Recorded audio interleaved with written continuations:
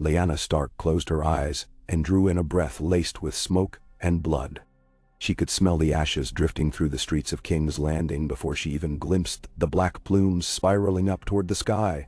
From where she stood just inside the city's gates, she could feel the very pulse of the capital shift and convulse like a wounded beast. Buildings burned. Men screamed. Horses bolted wild-eyed through narrow alleys with their bridles dangling. And still, a slow trickle of the Lannister army poured through the scorched entryways, clad in gold, brandishing swords that glistened red from the day's slaughter. She was supposed to be far away from this madness, yet fate had drawn her here as surely as if she had walked willingly into the dragon's maw. She was not a warrior. She had not spent her life drilling in the yard with steel, nor had she marched at the head of great hosts like her brother Brandon once dreamed of doing. Lyanna had always been the wild rose of Winterfell, bold in spirit, yet bound by the constraints of her birth. But something had broken in her over recent weeks, ever since the fateful events that had upended her life, turning her from a headstrong daughter of the North into a bedraggled traveler carried along by shifting tides of war. Her wrists still bore faint bruises from long captivity in that dusty tower, from which she had escaped through a route she never expected, her heart haunted by whispers of vows and regrets. So much had happened, and so swiftly, that she scarcely recognized herself. Yet, she was certain of one thing. She must reach the Red Keep. She had to see the damage, to witness the tragedy unfolding before her eyes, for even as fear gnawed at her bones, a deeper purpose quickened her blood. The wind at the gates caught her loose, dark hair, whipping it around her face, stinging her cheeks. The swirling, cinder-laden air carried the cries of the dying and the triumphant roar of the invading forces. Lannister men forced open broken doors, rummaging for loot, their laughter harsh against the background of the city's ruin. She witnessed their unsheathed greed in the torchlight flickering along the walls, and it coiled in her gut like a viper. So many innocents had nothing to do with the Targaryen tyranny, and yet they would pay with their lives. Lyanna wanted to flee this place, hide away from the horror. But something else guided her steps forward. Her legs were trembling, yet they kept moving. One foot, then the next, leading her deeper into the labyrinth of King's Landing. An old woman cried out from a crooked doorway, beckoning for help. A chunk of masonry had collapsed near her threshold, and blood flowed freely from a wound at her temple. Lyanna hesitated. Her instinct was to run to the woman's side, cradle her, do something to help. But a squad of gold-cloaked Lannister soldiers stampeded past, scattering debris and ignoring the pleas of those who lay wounded in their path. The old woman vanished from Lyanna's sight, lost behind a swirl of dust and a mass of men with drawn blades. She bit her lip, swallowing the trembling wave of helplessness that threatened to overcome her. Her heart pounded. There was so much suffering, and so little she could do. At least not yet. Not until she found the one whose command had brought them all to this bitter turning point. Aerys Targaryen, the Mad King? The name tasted like bile on her tongue. She pictured the man she had glimpsed only once from a distance, white-haired, gaunt, with eyes alight in the kind of madness that devoured all reason. He had lit the fires of war, scorched the realm with a cruelty that had sparked her brother Ned's outraged heart into rebellion. He was the reason Brandon was dead, strangled before the court. He was the reason her father was gone, burned alive. He was the reason her betrothed, Robert Baratheon, now stormed across the realm with vengeance lancing through his veins. She thought of the day she had whispered tearful goodbyes to her brother, recounted the horrors that had befallen their family, and felt the raw wound tear open fresh in her heart. None of those fallen men would ever see this day of reckoning. Perhaps that was just as well. She did not want to watch the city burn. She loathed the sight of the Lannisters sacking King's Landing beneath the pretense of coming as allies to the Iron Throne. Robert might not have anticipated such brutality, though part of her wondered if, in his rage, he no longer cared. In the end, the lust for power or vengeance was a force unstoppable once unleashed. Tywin Lannister had thrown open the gates in a charade of loyalty to the Targaryens only to turn on them, seeking to prove his loyalty to Robert by delivering the ruined city as a gift. Lyanna had heard rumors that Rhaegar's young children were at risk, that the queen might be hidden away in the Red Keep. and she felt a twinge of guilt mixed with anguish. Had the war truly come to murdering babes in their cribs? Even as she asked the question, she knew war did not discriminate in cruelty. Pressing on through the dusty streets, she kept one hand curled around the hilt of a short dagger she had taken from a fallen guard outside the city. Her own battered cloak, dark gray with no sigil, hid her figure and face from the soldiers who might seek to question or accost her. Her boots scuffed through the black grit that coated the ground, and she forced herself to breathe slowly, ignoring the fears swirling in her mind. She thought of Ned, prayed he might already be near. He had marched south. She pictured him, solemn and just, the quiet wolf of Winterfell, coming to see an end to the Targaryen reign. Part of her prayed she would meet him within the Red Keep's halls, or at least that he would not learn she was here until she had finished her purpose. For while she did not entirely know what that purpose was, she felt it beating in her heart like a second pulse. She had to face the Mad King. She had to see him broken. She wanted to watch the flames that once devoured the North's honor turn upon their master. A sudden crash shattered her reverie. A scrawny boy, no older than 10, sprinted from a side alley, nearly colliding with her. His face was streaked with soot, his clothes torn, but he clutched a small bundle protectively to his chest. Behind him, 2 Lannister soldiers strode out, their expressions a mix of annoyance and cruel delight. One of them snatched the boy by the collar, knocking him to the ground. Lyanna's heart hammered. She glanced about, seeing no one else intervene. Even though she was shaking in every limb, she stepped forward. "Leave him," she demanded, her voice cracking even as she tried to project strength. The soldier holding the boy jerked his head toward her.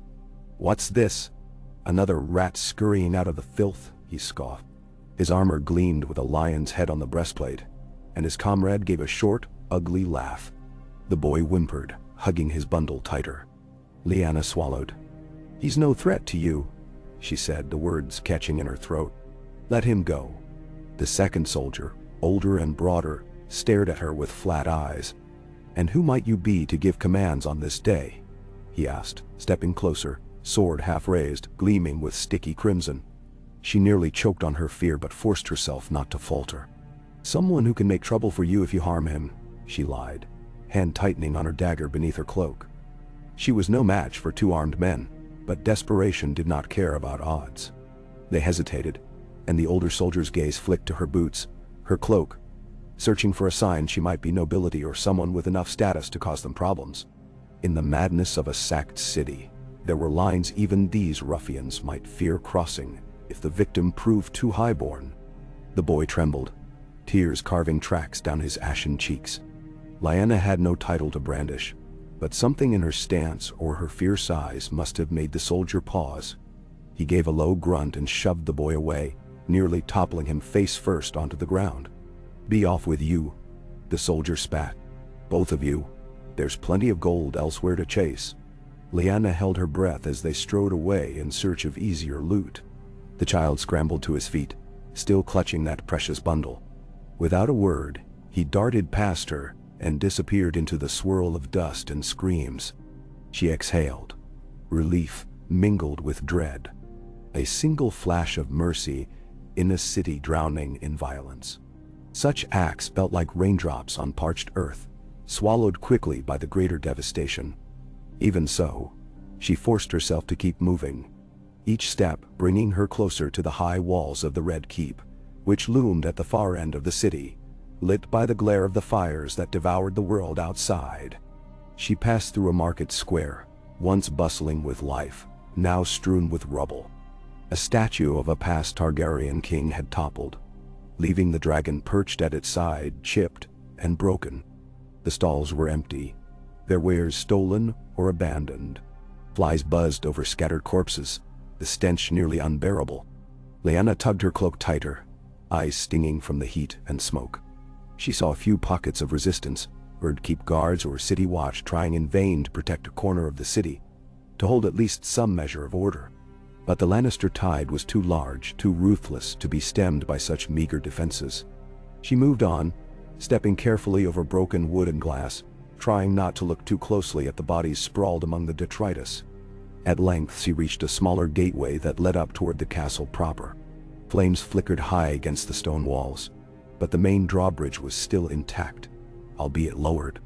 Bodies of Targaryen loyalists littered the causeway, and she suppressed a shudder. The smell of burning flesh was dizzying. She never wanted to see such horrors, but they were etched now into her memory. Clenching her jaw, she proceeded, passing a cluster of dead gold cloaks and a stray horse with its flank slashed open. An arrow protruded from the animal's side, and it gave a weak, pained whinny. Lyanna felt tears burn her eyes again, but she pressed on. She whispered a prayer to the old gods for the souls lost here. An unsteady lament carried on her breath as she approached the tall doors of the Red Keep. Inside, the corridors were in disarray, but the worst of the chaos seemed to be concentrated deeper within. A few Lannister soldiers ran about, searching for hidden members of the royal family or plunder. She ducked into a side passage, hoping her cloak and hood could shield her from unwanted scrutiny. Marble floors were smeared with blood. Shadows danced on the walls from flickering torches. The air felt thick, suffocating, and she nearly gagged at the closeness of it. The castle seemed a tomb, its grandeur tarnished by the barbarity of war. She thought she heard a woman's shriek echo from somewhere down the corridor. With a pang in her chest, Lyanna wondered if it belonged to the Targaryen queen. Yet something else tugged at her attention. She recalled how Aerys had once liked to barricade himself in the throne room, near his beloved wildfire caches. Rumors said he kept them hidden all throughout King's Landing, but the throne room and the lower vaults were well known to be saturated with the substance. The notion of stumbling upon such monstrous contraptions of destruction sent a chill through her. Could it be that the city was at even greater risk than the raging Lannisters?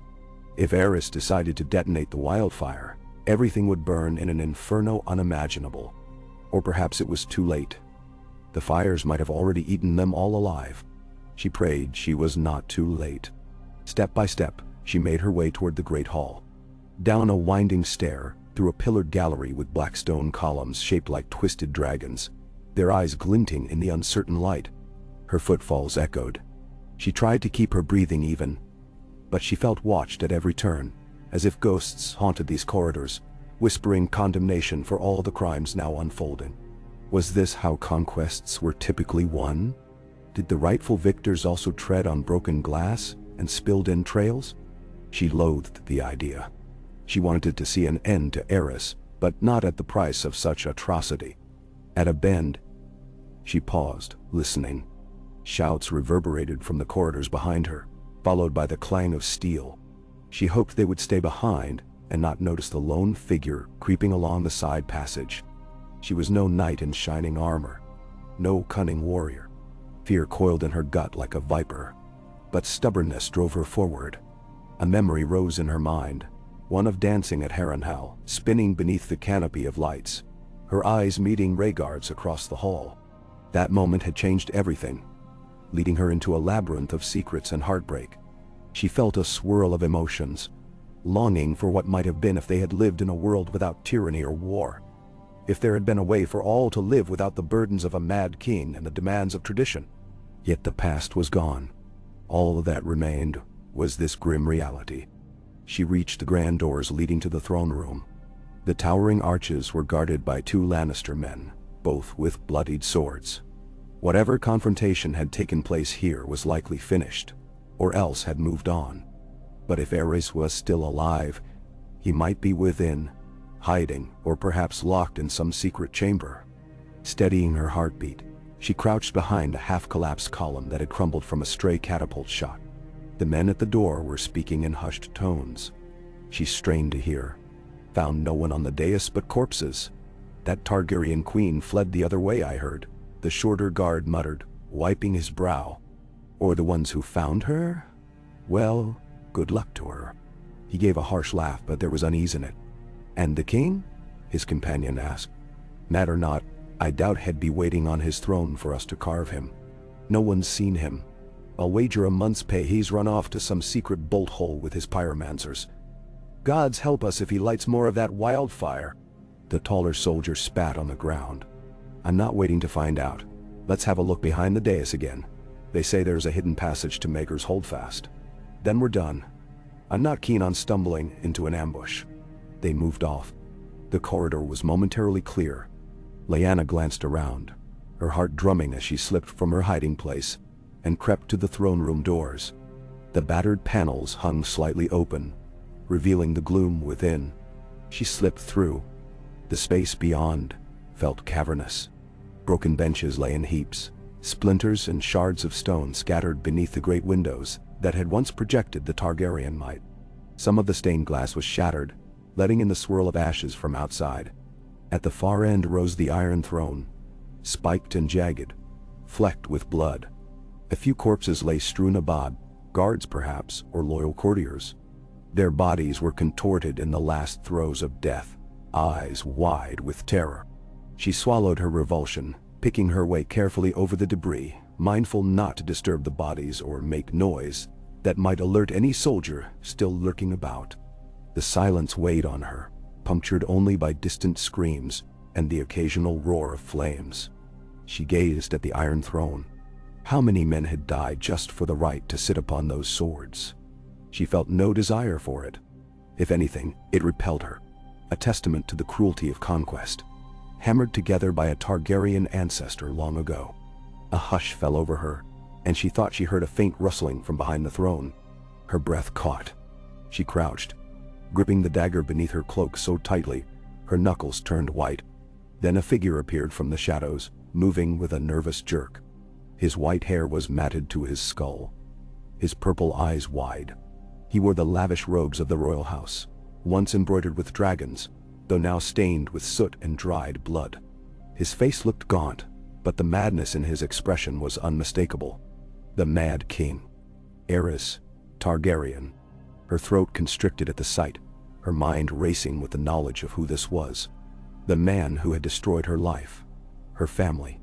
The man who had driven the realm to the brink of chaos. He moved as if he were a cornered animal searching for an escape. His trembling hands clutched a small flask. No, a pyromancer's jar. She realized with a sudden spike of horror. The smell emanating from it was sharp and chemical. Wildfire. She had seen only a trace of the substance, but she knew well its destructive potential. Her stomach knotted. She saw him glance this way and that, muttering under his breath in a frenzied mantra. Burn them all, he whispered, sweat glistening on his brow. He seemed not to notice her at first. That single-minded obsession consumed him, overshadowing all else. He reached up to tug at his tangles of white hair, as though in pain. Traitors, all of them. The Lannisters, the Starks, Rhaegar's half-witted dream. They should all burn. She froze. She could scarcely believe it. Here he was, the monstrous king, undone by his own madness, alone in the throne room with no guards to shield him. If he caught sight of her, would he try to kill her? Or was he so far gone he only thought of the wildfire in his hand? She knew that if he threw that jar, the entire hall could erupt, possibly igniting hidden caches that would destroy the Red Keep. She had to be careful, or the city's fate might be sealed. She took a step closer, pressing herself behind a cracked pillar near the dais. Her heart pounded so loudly, she feared he would hear it. She heard him mumble about the dragons, how they were betrayed, how the realm spat on him. His words tumbled over one another in an endless litany of paranoia. Slowly, quietly, she began to circle behind him, eyes never leaving that jar. Could she disarm him? She had only a dagger and her wits. If she bungled it, she could set off an explosion that would consume them both. Something crunched under her foot, a shard of glass from one of the shattered windows. She stiffened. Aerys froze, his wild eyes flicking toward the sound. "Who's there?" he rasped. His voice cracked, laced with mania and fear. He clutched the jar to his chest. "Come forward, or I'll burn you alive." She remained still, swallowing hard. If she tried to rush him, he might drop the jar. If she turned and fled, he might toss it. She reminded herself that this man had murdered her father, her brother, had threatened them with wildfire as well. This was not some pitiful old man to be pitied. This was her family's destroyer. She felt a hot, prickling fury rise within her, cutting through her fear. Stepping out from behind the pillar, she drew her dagger. She kept it angled low, the blade glinting in the torchlight. Her hood fell from her head, revealing her ash-smudged face and tangled hair. "Aerys Targaryen," she said, her voice trembling with a mix of anger and adrenaline. "You took everything from me." He squinted, leaning forward. A cunning hatred flickered in his gaze. "Stark," he hissed, spitting the word. "Stark eyes, wolf eyes, traitors. I should burn you all." For a heartbeat, they stared at one another. The ruin of the throne room, an apt stage for their confrontation. She could see the lines of madness etched into his face, the dryness of his lips, the spidery veins in his eyes. Perhaps once he had been a handsome or regal figure, but no longer. He was a husk, consumed by evil. Her heart battered her ribs, but she refused to flee. "Put down the wildfire," she said, trying to steady her voice. "It's over. The Lannisters have taken the city. You have no more loyalists. If you try to burn them, you'll die here with everyone else." He laughed, a high, reedy cackle that ricocheted off the walls. "Yes, yes, we shall die together if need be. Better to be consumed by dragonfire than to kneel before traitors. The dragon must have his due. Burn them all."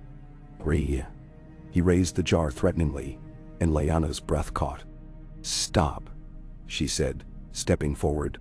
"I don't want any more to die. Let it end." The king shook his head, baring his teeth like some rabid dog. "It won't end, not while a single traitor breathes. I will see you all pay for your treason." His hand fumbled as he tried to remove the stopper from the jar. He was muttering incantations, half lost in delirium. She knew she had only seconds. If he managed to fling the wildfire or ignite it, the entire place would go up in green flame. She lunged.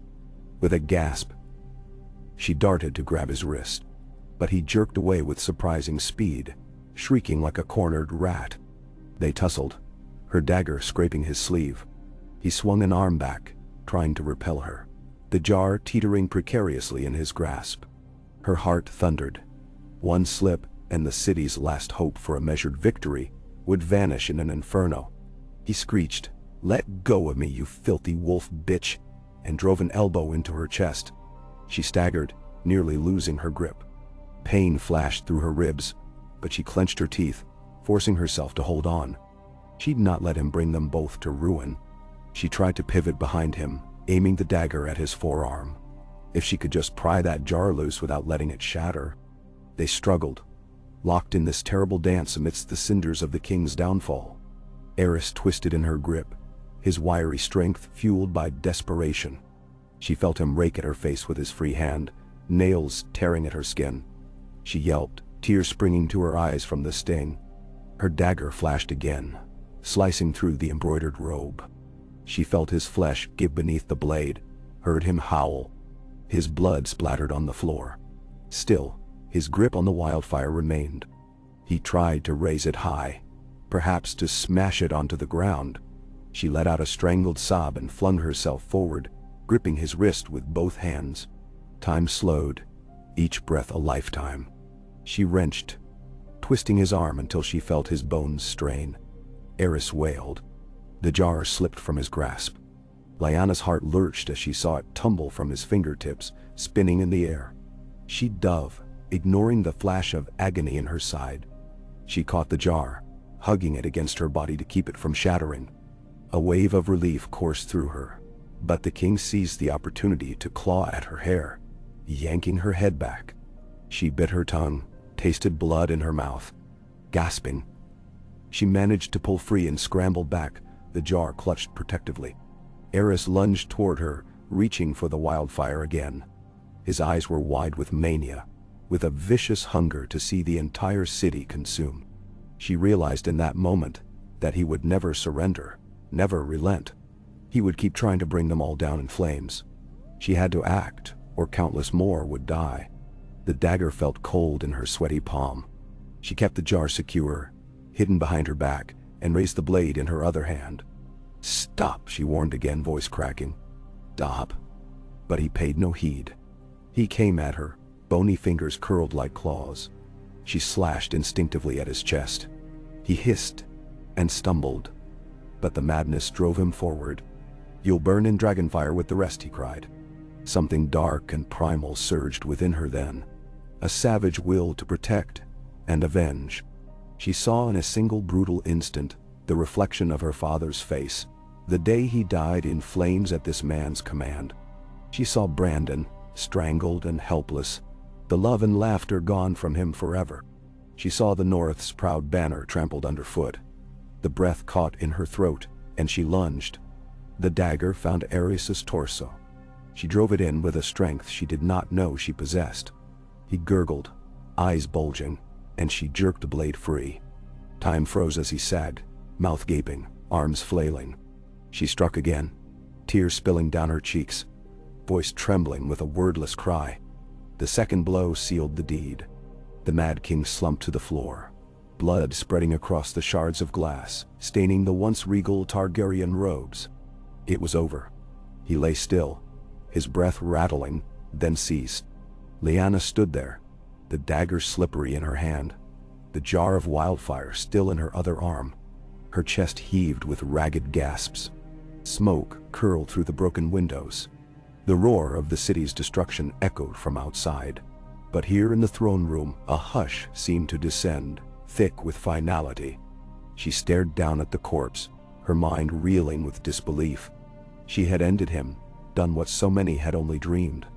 She had slain the king of the Seven Kingdoms, the monstrous tyrant whose cruelty had ignited the rebellion.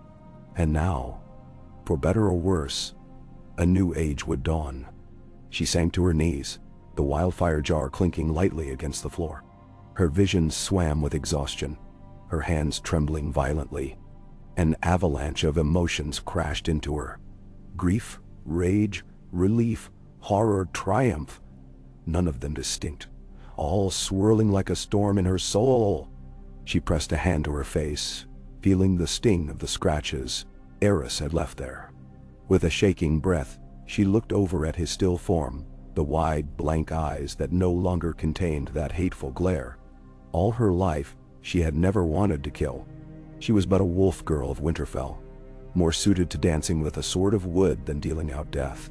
But she had done it out of necessity, out of a desperate hope to save others from his final act of madness. A clang of armor startled her. She whirled, still clutching the jar and dagger. A Lannister soldier stood at the threshold, gawking at the scene. His eyes flicked from Lyanna to the dead king. And then he took a step back, uncertain. Others would come soon. She knew. The news would spread. The Mad King was slain.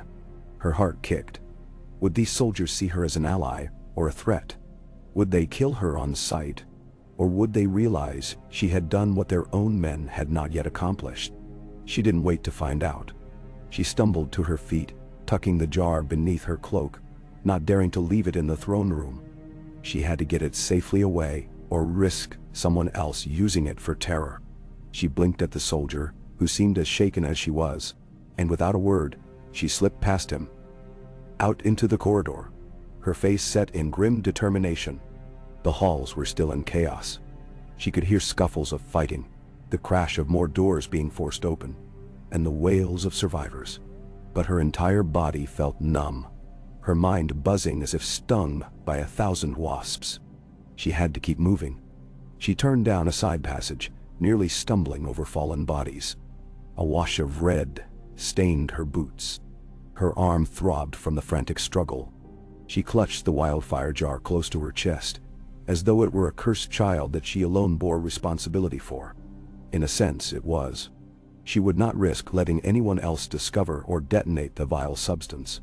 Gradually, she made her way through twisting corridors, heading toward a postern gate she had used once years ago, during a fleeting visit with her family at court, before madness had consumed Ares, before any of this bloodshed.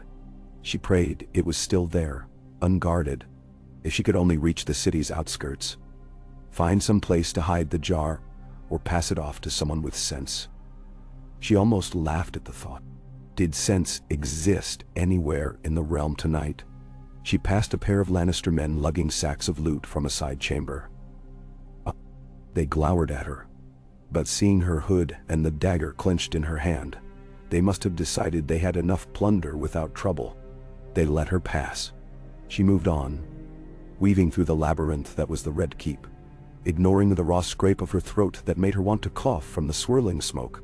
Somewhere overhead, she heard the scream of a woman, and then the crash of something heavy being thrown against stone. She shut out the sound. She shut out the memory of the king's final moments. Every step felt like walking through a nightmare she feared would never end. The only anchor that kept her from crumbling entirely was the memory of her family. She pictured Ned's face, how he would look at her with quiet intensity, how he would try to talk sense and keep her safe.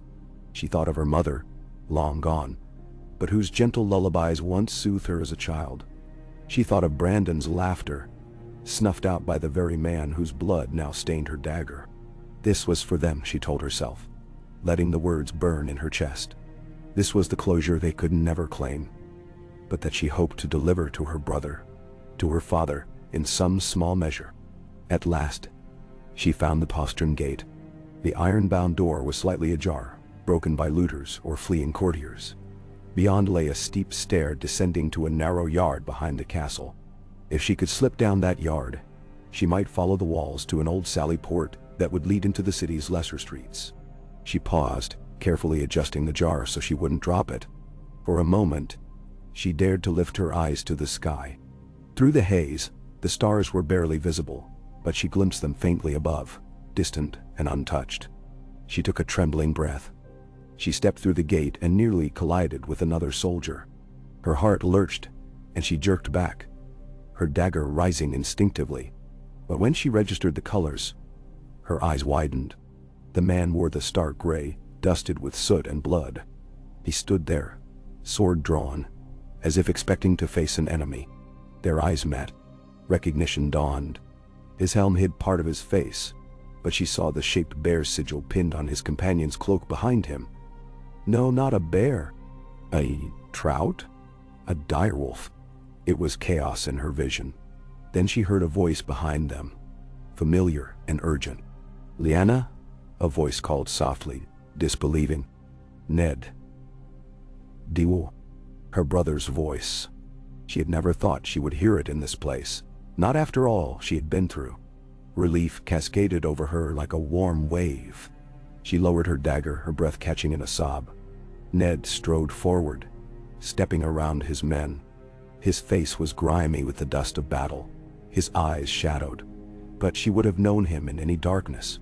She parted her lips, tears threatening again.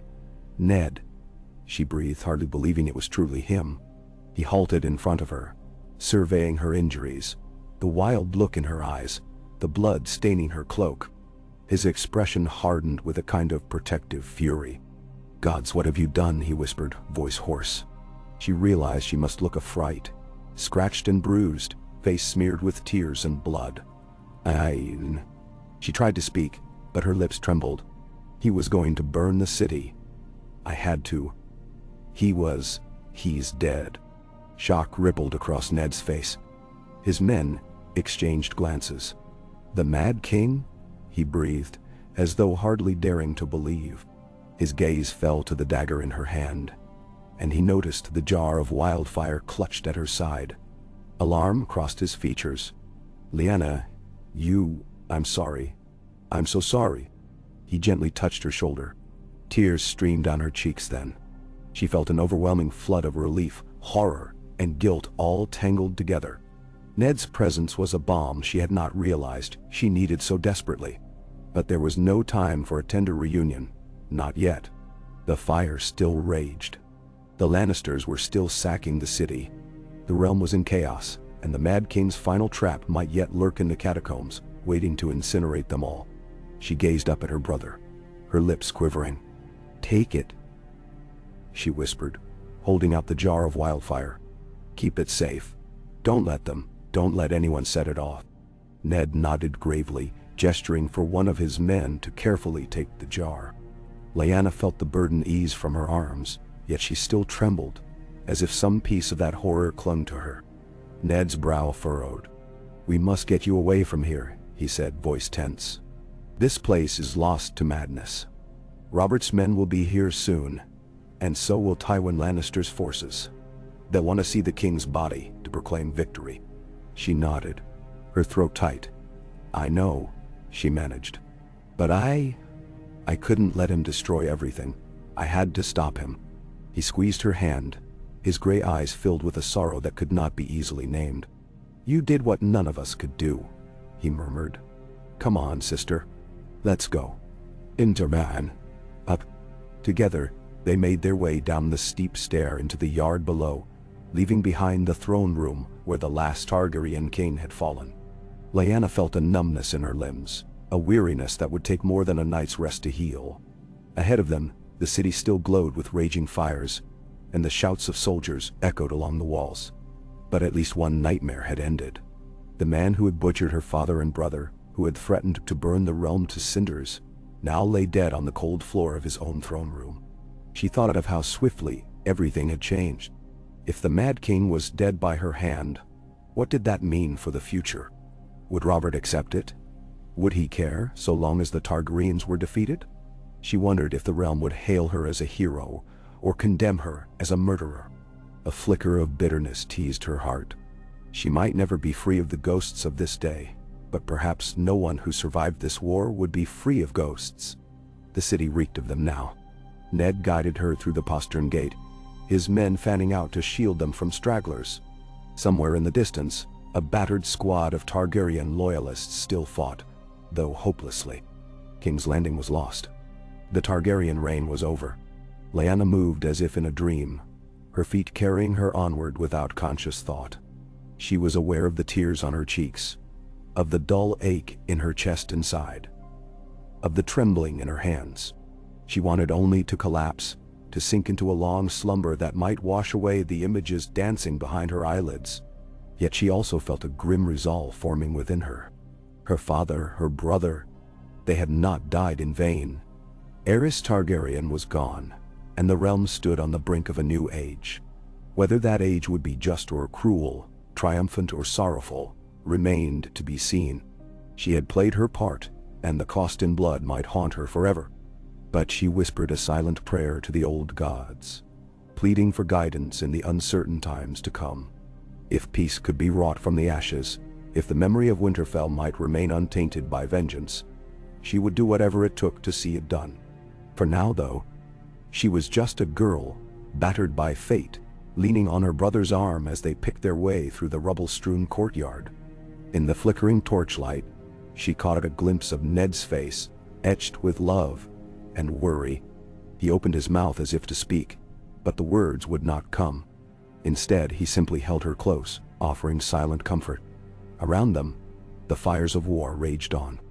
Tywin's banners fluttered in the acrid wind, the golden lion roaring in triumph. Robert's victory was assured, though the cost to the city was dear. Lyanna took one last glance over her shoulder at the looming spires of the Red Keep. Smoke curled around them like a serpent's coils, strangling the sky. Somewhere in that labyrinth of halls and hidden passages, the lifeless body of Aerys Targaryen lay sprawled in a puddle of his own blood, his final curse echoing in the halls. The Iron Throne itself sat empty, a seat of swords awaiting whoever next dared claim its burden. A hush seemed to settle across Lyanna's heart, a hush born of sorrow and necessity. Then she set her face forward. She stepped through the broken gate, out of the old king's realm, and into whatever dawn might break after the longest of nights. Her thoughts turned to the boy she had saved in the streets. Perhaps he was alive, perhaps not. War was a ravenous beast, devouring everything in its path. But still, she felt the stirrings of hope, fragile and flickering.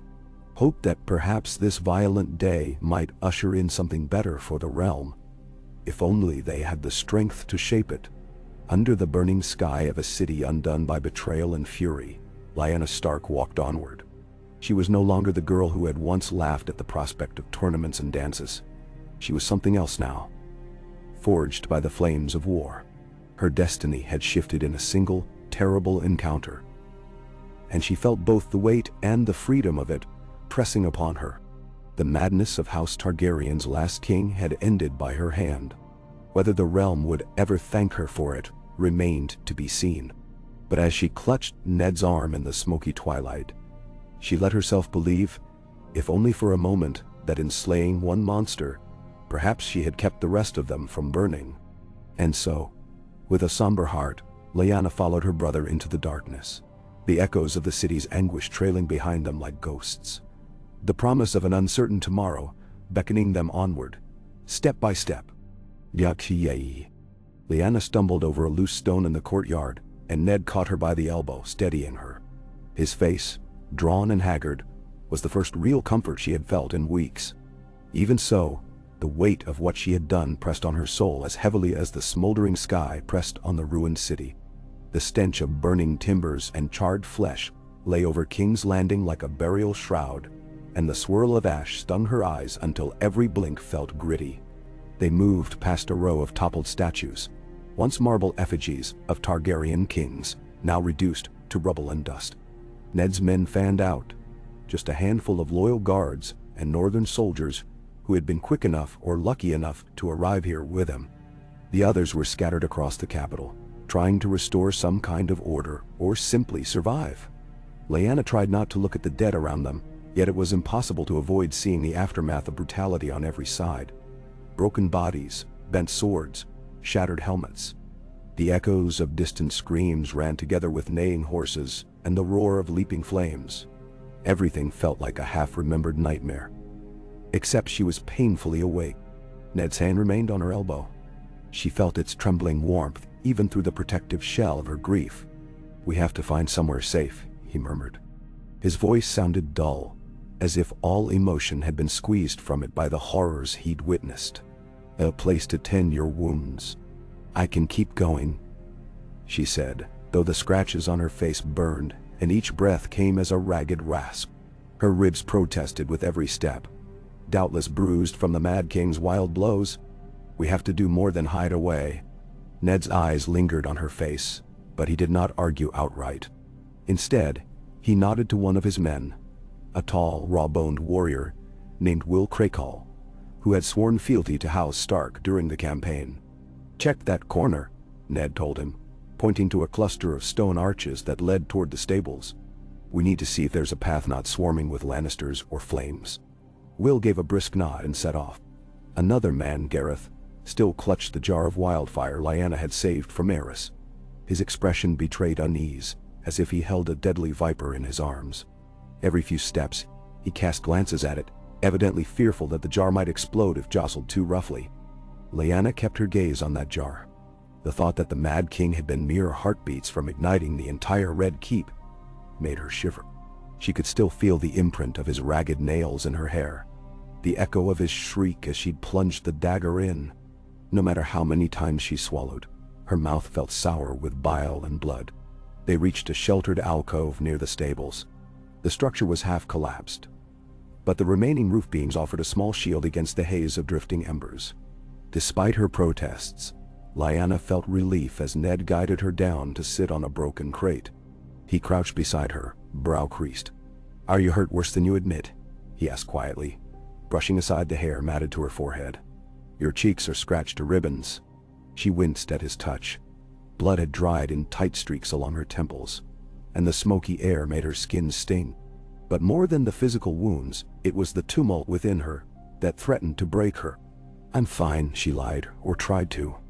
"We need to do something about that wildfire. If anyone else finds a cache, the city could still burn." Ned's jaw tightened. He glanced at Gareth, who hovered a short distance away with the jar. "You're right," he said. "But one thing at a time. We'll see if we can find Robert, or if at least the city gates are in our hands now. He needs to know there could be pockets of wildfire left." She nodded numbly. Robert Dodall. The name still coiled in her stomach. He had been her betrothed, once upon a time. A broad-shouldered young man brimming with laughter and boastful charm. She remembered him only faintly, before this war had consumed them. Had it really been so long since they shared the great hall at Winterfell for a feast? Now he was the victor, the rebel turned conquering hero. Would he even recognize her? Would he care that she had been through hell while he waged his battles in the south? Once, she thought, she might have rushed to him for comfort, but so much had changed. She pressed a hand to her eyes, fighting back tears that wanted to rise. Then she took a deep breath, bracing herself against the agony in her ribs, and forced herself to stand. "Let's move on," she said, voice steadier than she felt. "We'll find him faster if we don't linger." Ned hesitated, but he could see the resolve in her. He offered his arm, and she leaned on it, biting back a groan as she put weight on her throbbing side. Around them, men in stark cloaks tried to maintain vigilance. Now and then, a small band of Lannister soldiers marched past at a distance, dragging spoils or searching for pockets of Targaryen loyalists. Occasionally, they spotted someone wearing the gold and red lion crest approach from a side alley, only to retreat upon seeing the ready swords of Ned's company.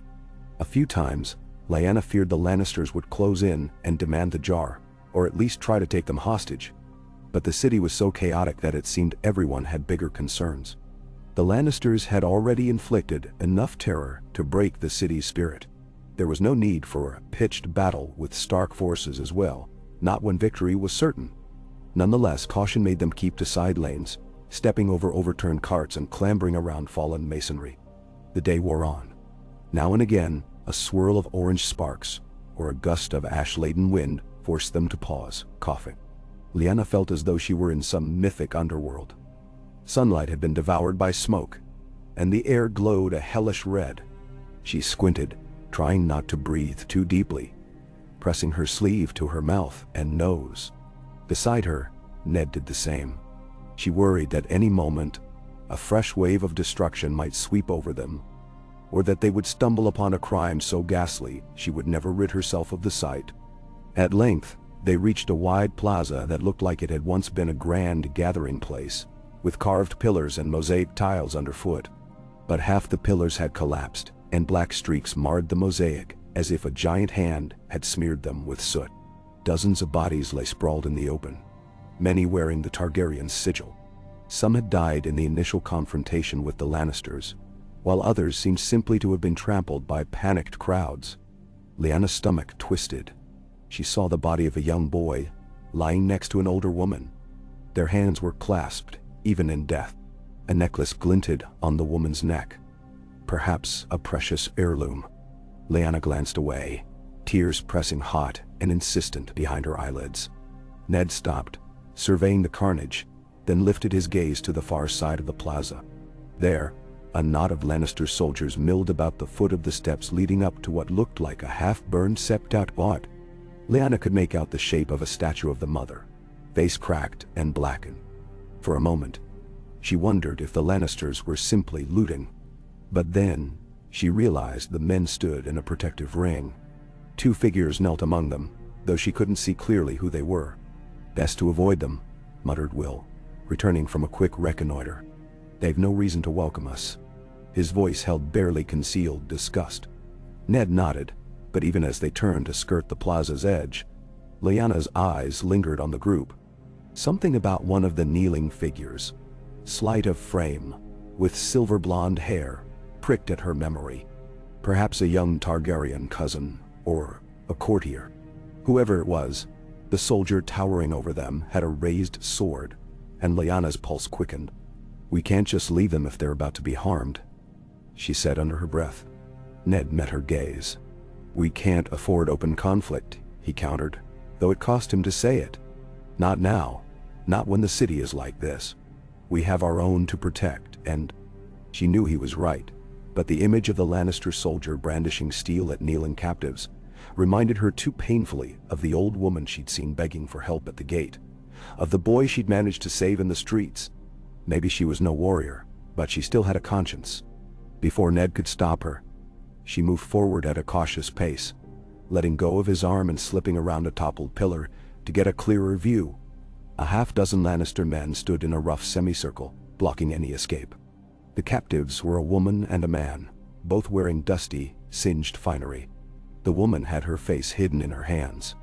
The man had one arm around her, as if shielding her. Lyanna couldn't see their faces clearly, but she heard the soldier's harsh tone. "Where's the queen? Where's Prince Viserys? Speak, or we'll carve you both right here," he demanded. The soldier's words echoed in the hushed, ruinous plaza.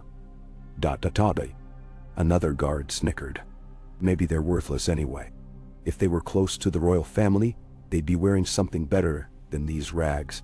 He reached down and yanked the woman's hair, forcing her to look up. She cried out, eyes red-rimmed. Lyanna felt a flare of anger, so sudden it chased away her caution. She started forward, dagger clutched at her side. Ned grabbed her wrist, pulling her back behind the pillar. "Don't," he hissed, voice firm. "We're outnumbered, and we have our own wounded. We can't risk it." "They'll kill them," she shot back, eyes burning. Ned closed his eyes. "This city is full of horror, Lyanna. We can't save them all. We have to be certain it's worth the fight. That's the way of war." "Men?" She wanted to scream that it wasn't fair, that she was sick of war's logic. Still, she understood. Their company was small. They carried precious cargo, and she was too injured for a prolonged fight.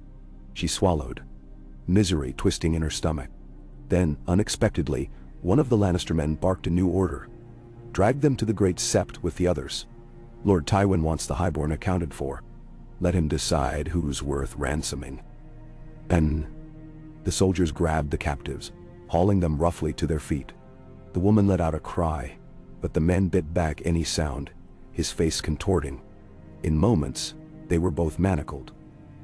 Forced away from the steps, the Lannister men began marching them across the plaza. One soldier cast a passing glance toward where Ned and Lyanna crouched, but seemed not to see them in the haze.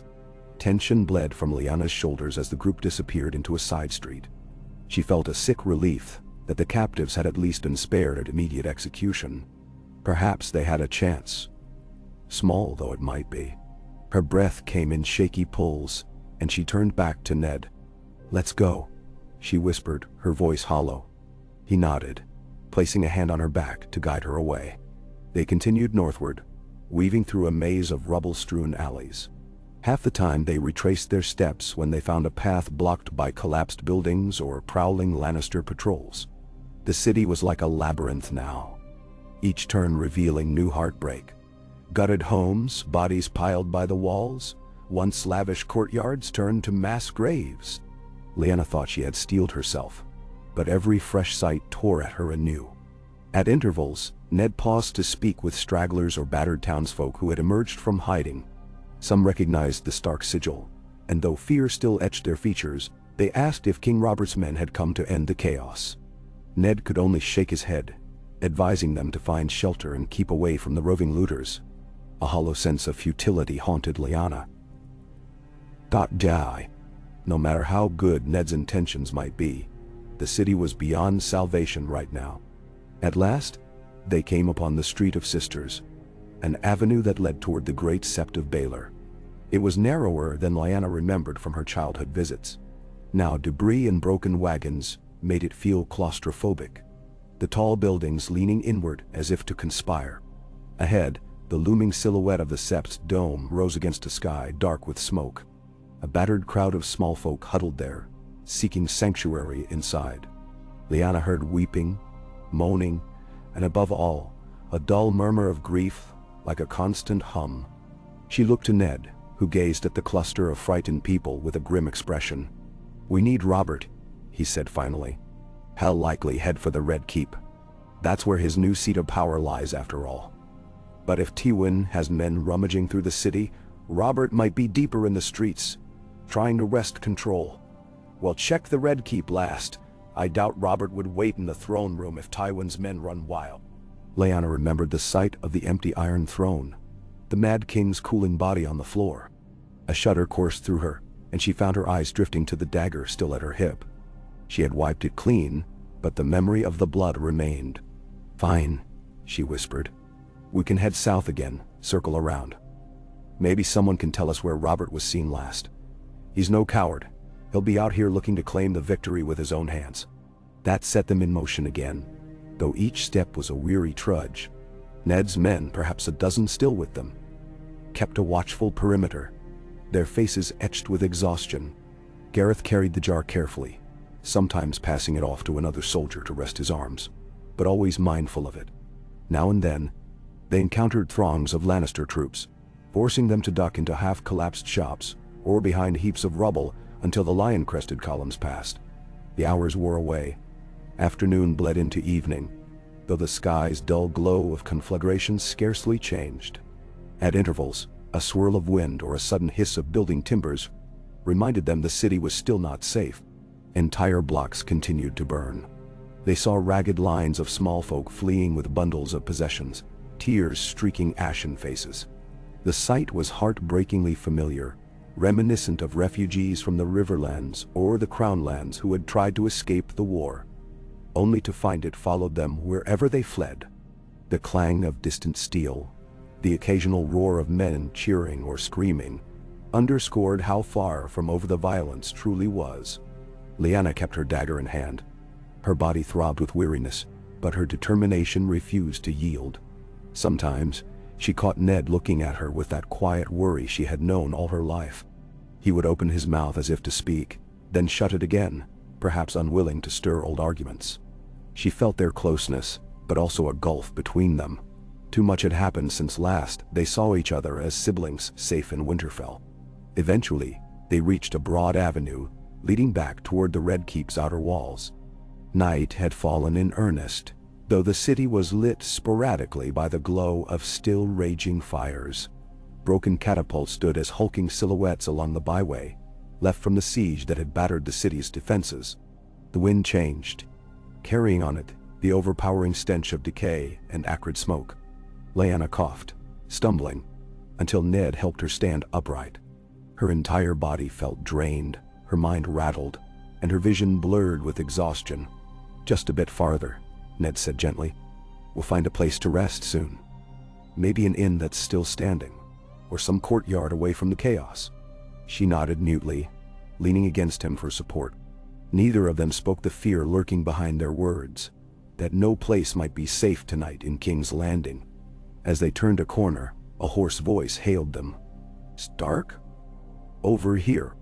The figure that emerged from the gloom wore battered steel and the familiar sigil of the Baratheon stag on his tabard. He was a tall, wiry man, one of Robert's sworn swords. Ned's posture straightened in relief. They hurried to meet him. The man saluted wearily. "Sir Miles of Storm's End," he introduced himself, though Ned clearly recognized him. "The city is in chaos. Lord Robert is trying to gather loyal forces at the Dragon Pit. He's set up a command post near there, trying to keep Tywin's men from looting everything or harming every last Targaryen supporter. Or so he says." A fleeting grimace tugged at his mouth. "Though from the reports I hear, Tywin's men are more than halfway through a slaughter anyway." Ned's face darkened. "What about the Red Keep?" Sir Miles shook his head. "Mostly secured by Lannisters. All that's left is to mop up the last pockets of resistance. Aerys is rumored dead, killed by a sworn brother of the King's Guard or something along those lines. No one seems entirely sure." He paused, glancing at Lyanna with curiosity, but refrained from asking further questions. "Lord Robert wants you at the Dragon Pit. He's waiting for you to confirm the formal surrender. Or, well, to see the aftermath for himself. He's in a foul mood." Ned flicked a glance at Lyanna. She met his eyes. They both knew the truth of Aerys' demise, though it was far from a neat tale. Perhaps the rumor about the King's Guard was a hasty assumption in the midst of the chaos. How would Robert react upon learning who had truly taken the Mad King's life? Fear and uncertainty gnawed at Lyanna's heart, but she pushed it aside. "We should go?" she said, her voice steadier than she felt. Sir Miles led them along a new route, winding through small squares and modest side streets. Fewer bodies littered these roads, but the blackened husks of buildings and the moans of hidden survivors and shuttered ruins spoke to the devastation. Once, they passed a group of Lannister men leading a donkey cart piled with random loot. Silver candlesticks, bits of jewelry, even tattered tapestries. Lyanna's fists clenched, but the men paid them no heed, too absorbed in their spoils. At last, the massive dome of the Dragon Pit rose above them on Rhaenys Hill, stark against the starless sky. Once a grand enclosure for Targaryen dragons in ages past, it had fallen into partial ruin long before this war. Now, the wide, crumbled amphitheater served as a rallying point for Robert's forces. Torches sputtered around makeshift barricades, creating a flickering wall of light and shadow. Men in Baratheon, Stark, Arryn, and even Tully sigils milled about, battered from battle, their faces drawn. Lyanna kept her hood up, feeling a thread of anxiety coil in her stomach. She did not want to draw attention. Too many curious eyes might notice the dried blood on her cheeks or the deeper grief etched in her expression. Even if this was the host of the victors, she had no illusions about how war's victors might behave tonight. She stayed close to Ned, letting him shoulder the notice and questions, while she moved quietly alongside.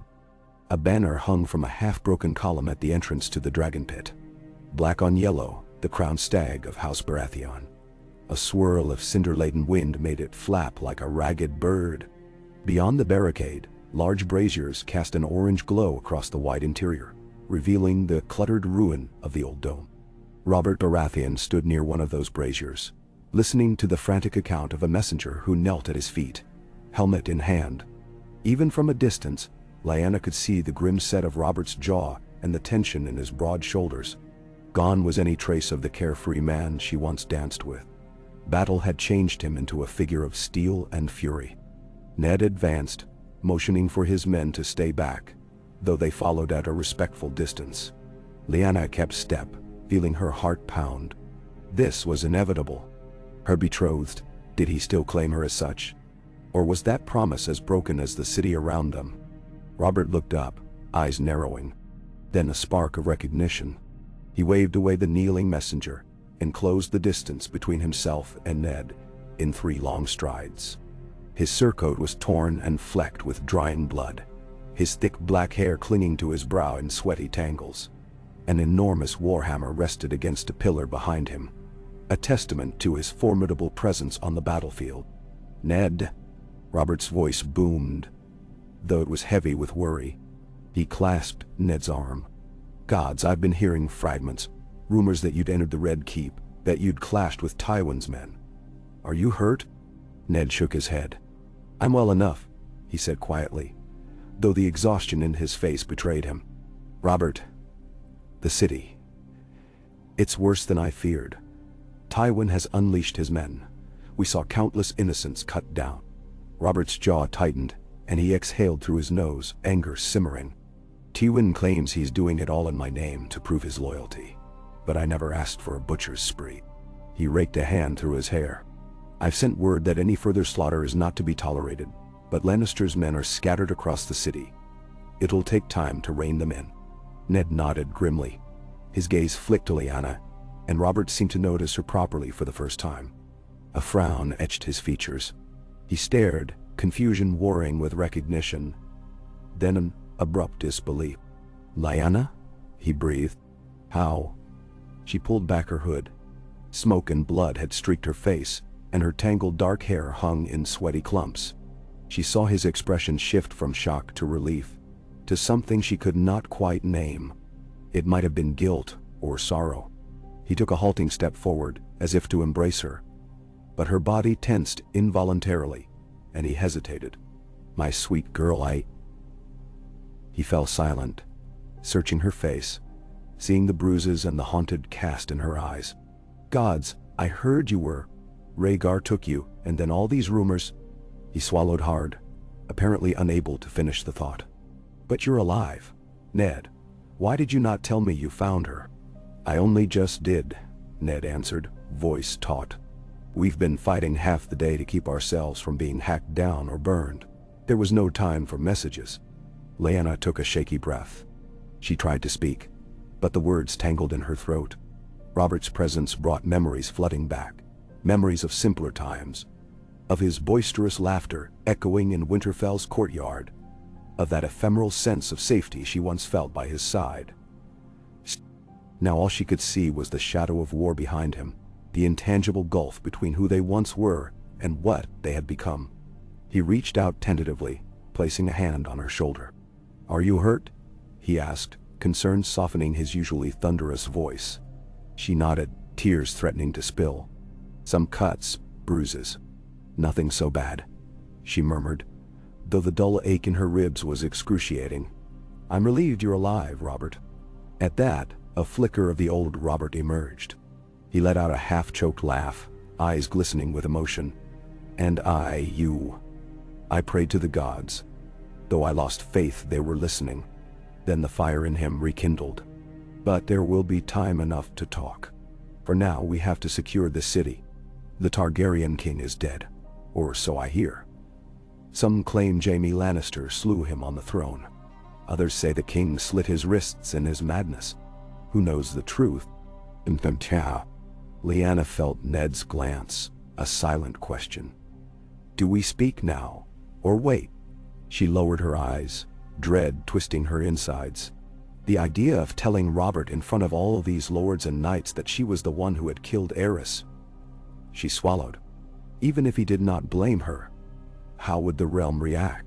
A Stark woman slaying a king in his own hall? She feared that brand of notoriety, feared the blame that might be cast upon her. Was it vengeance?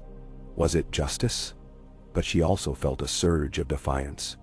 She had done what was necessary. Let the realm gossip as it may. Ned cleared his throat.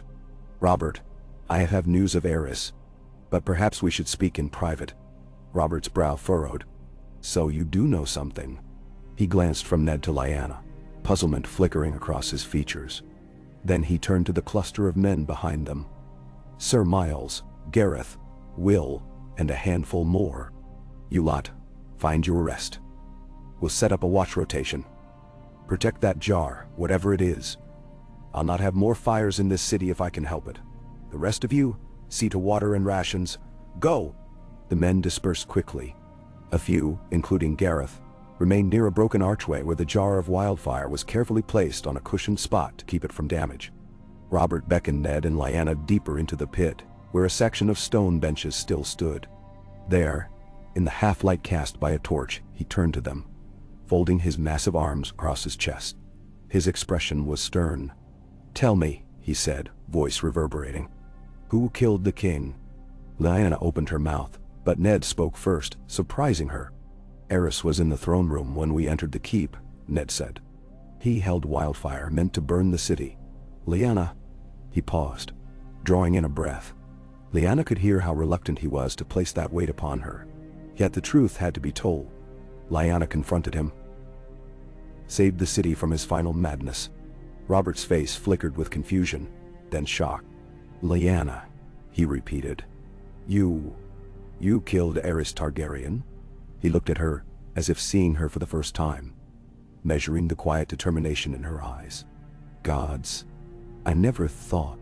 He exhaled hard, glancing at Ned to confirm, and Ned nodded grimly.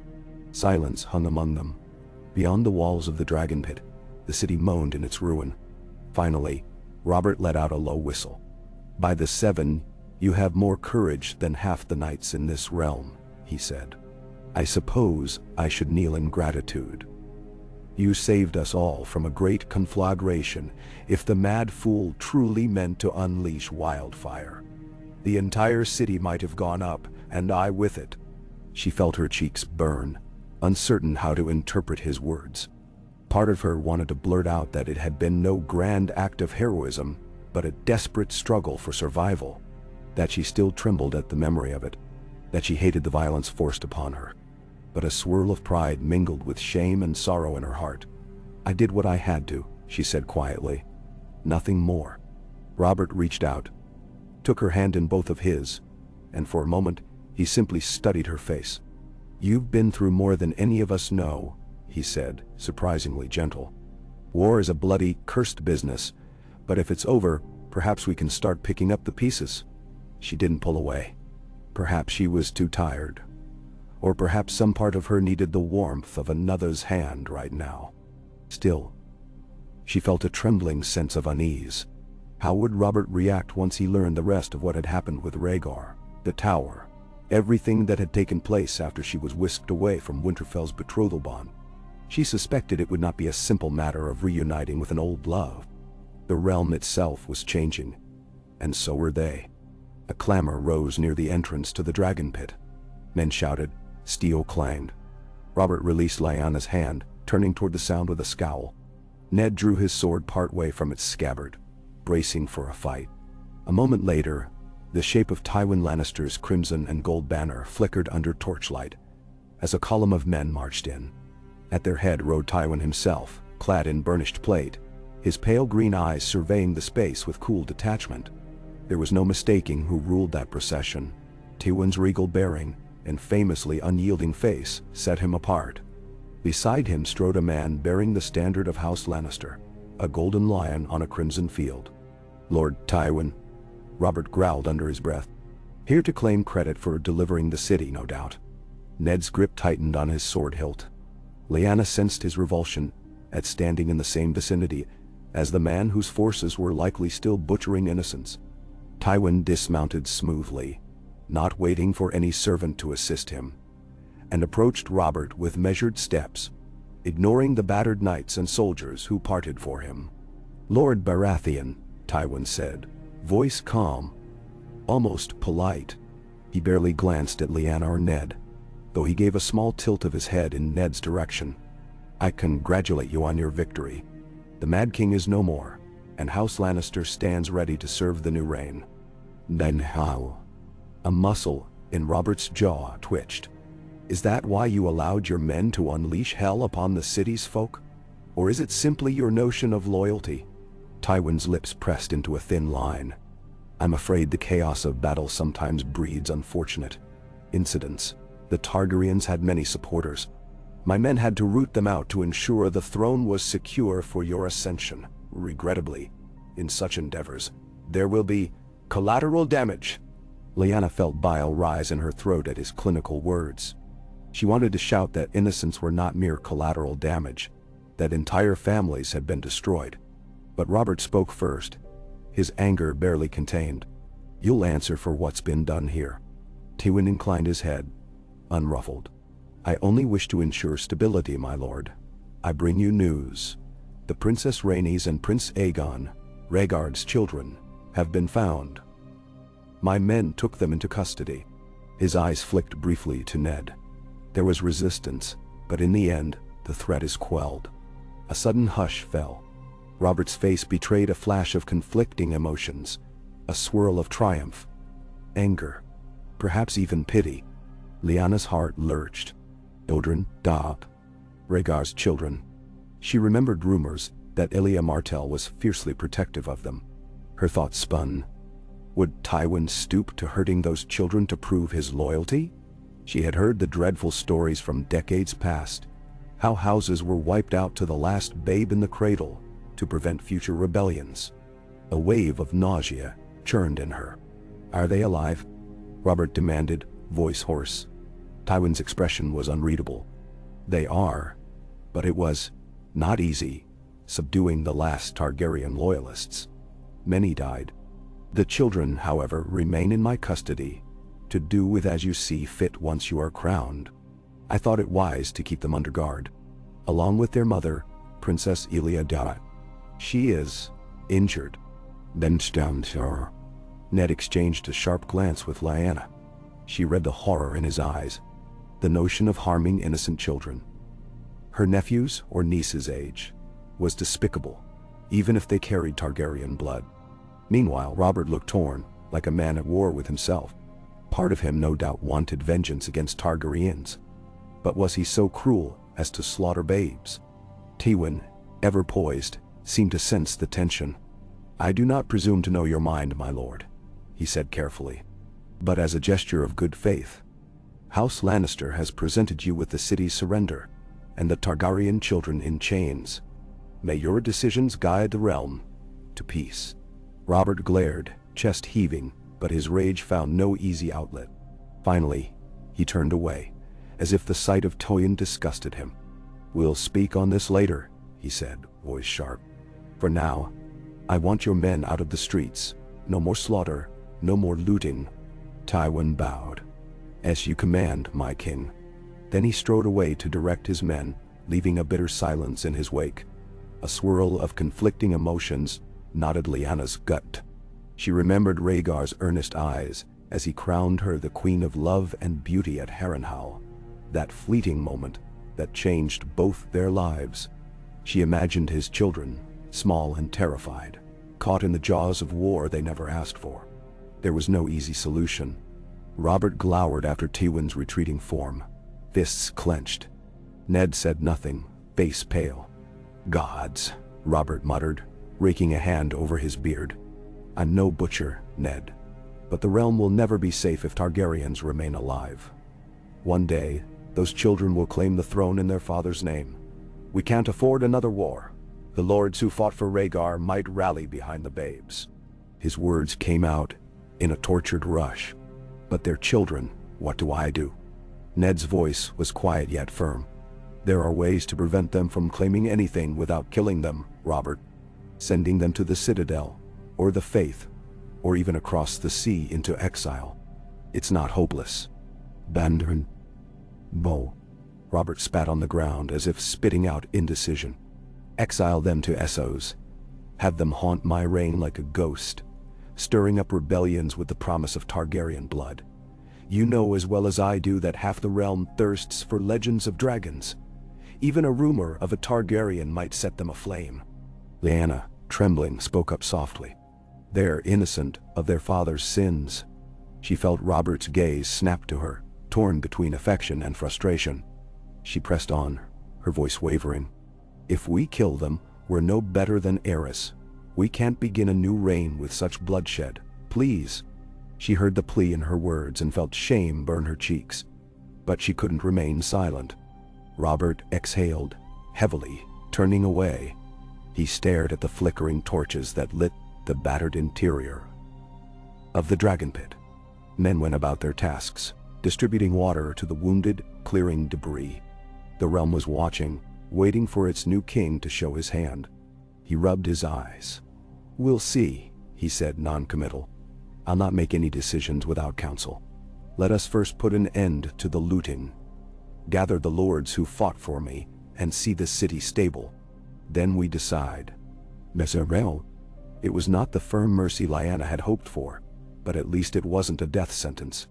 She released a breath she hadn't realized she was holding. Ned gave her a faint nod, approval or relief mingling in his eyes. Robert turned to them again, clearly wanting to change the subject before he lost the tenuous grip on his composure. "We'll stay here for the night," he said. "I've sent out riders to recall my men from the city's outskirts to stand them down. Tywin's men, for all their talk, might not yield so easily, but we'll keep pressing. At dawn, we'll march in force to the Red Keep and take official possession.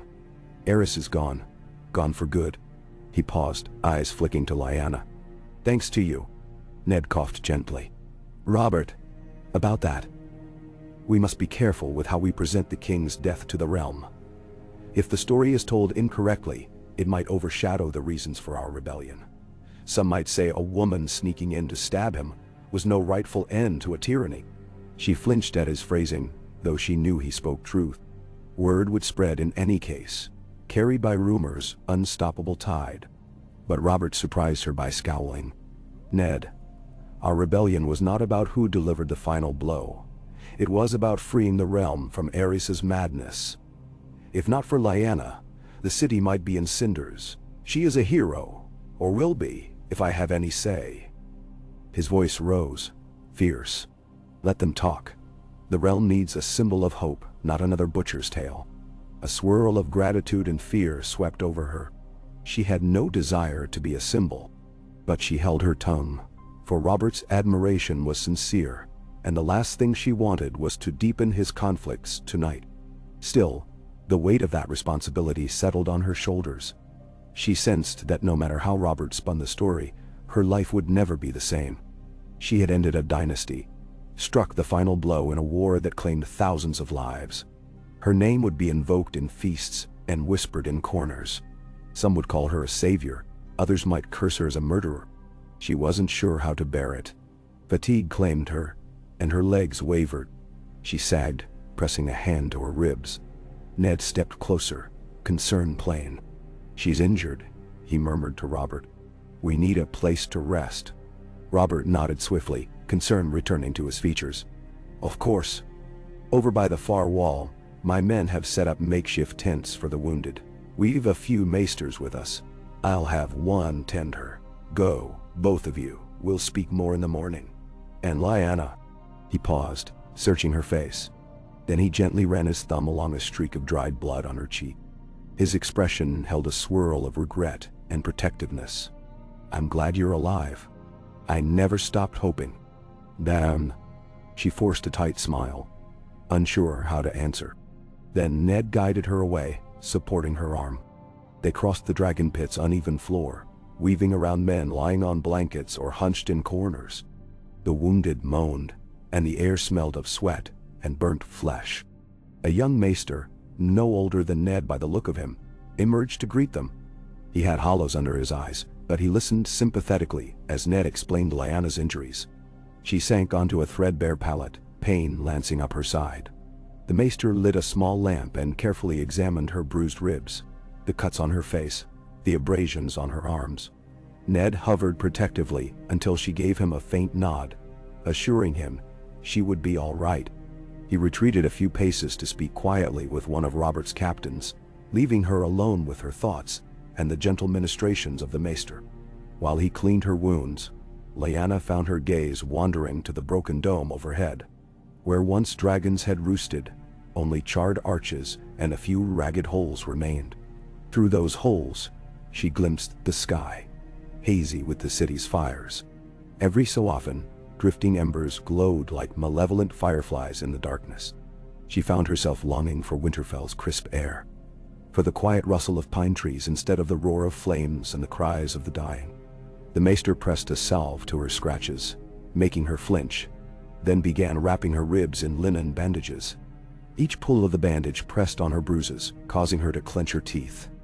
Nonetheless, she welcomed the care. An exhausted numbness overtook her, the day's horrors pulling her mind into a hazy swirl. It felt as though her entire life had narrowed to this moment. The sting of the salve, the murmur of distant voices, the ragged billow of torchlit shadows. A jolt of memory flashed. The Mad King's contorted face, his manic eyes as she fought to wrest the wildfire from him. She inhaled sharply, and the maester paused, concerned. She shook her head, urging him to continue. She would have to live with that memory, she supposed. She wondered if, for the sake of the realm, any price was worth paying. Rhaegar once spoke of changing the world, of grand destinies. But what had destiny wrought here, in these ruins? At last, the maester finished. "Try to rest, my lady," he said softly. "There is little more I can do tonight." She thanked him and lay back, letting exhaustion claim her. Ned returned, crouching beside her, his voice low.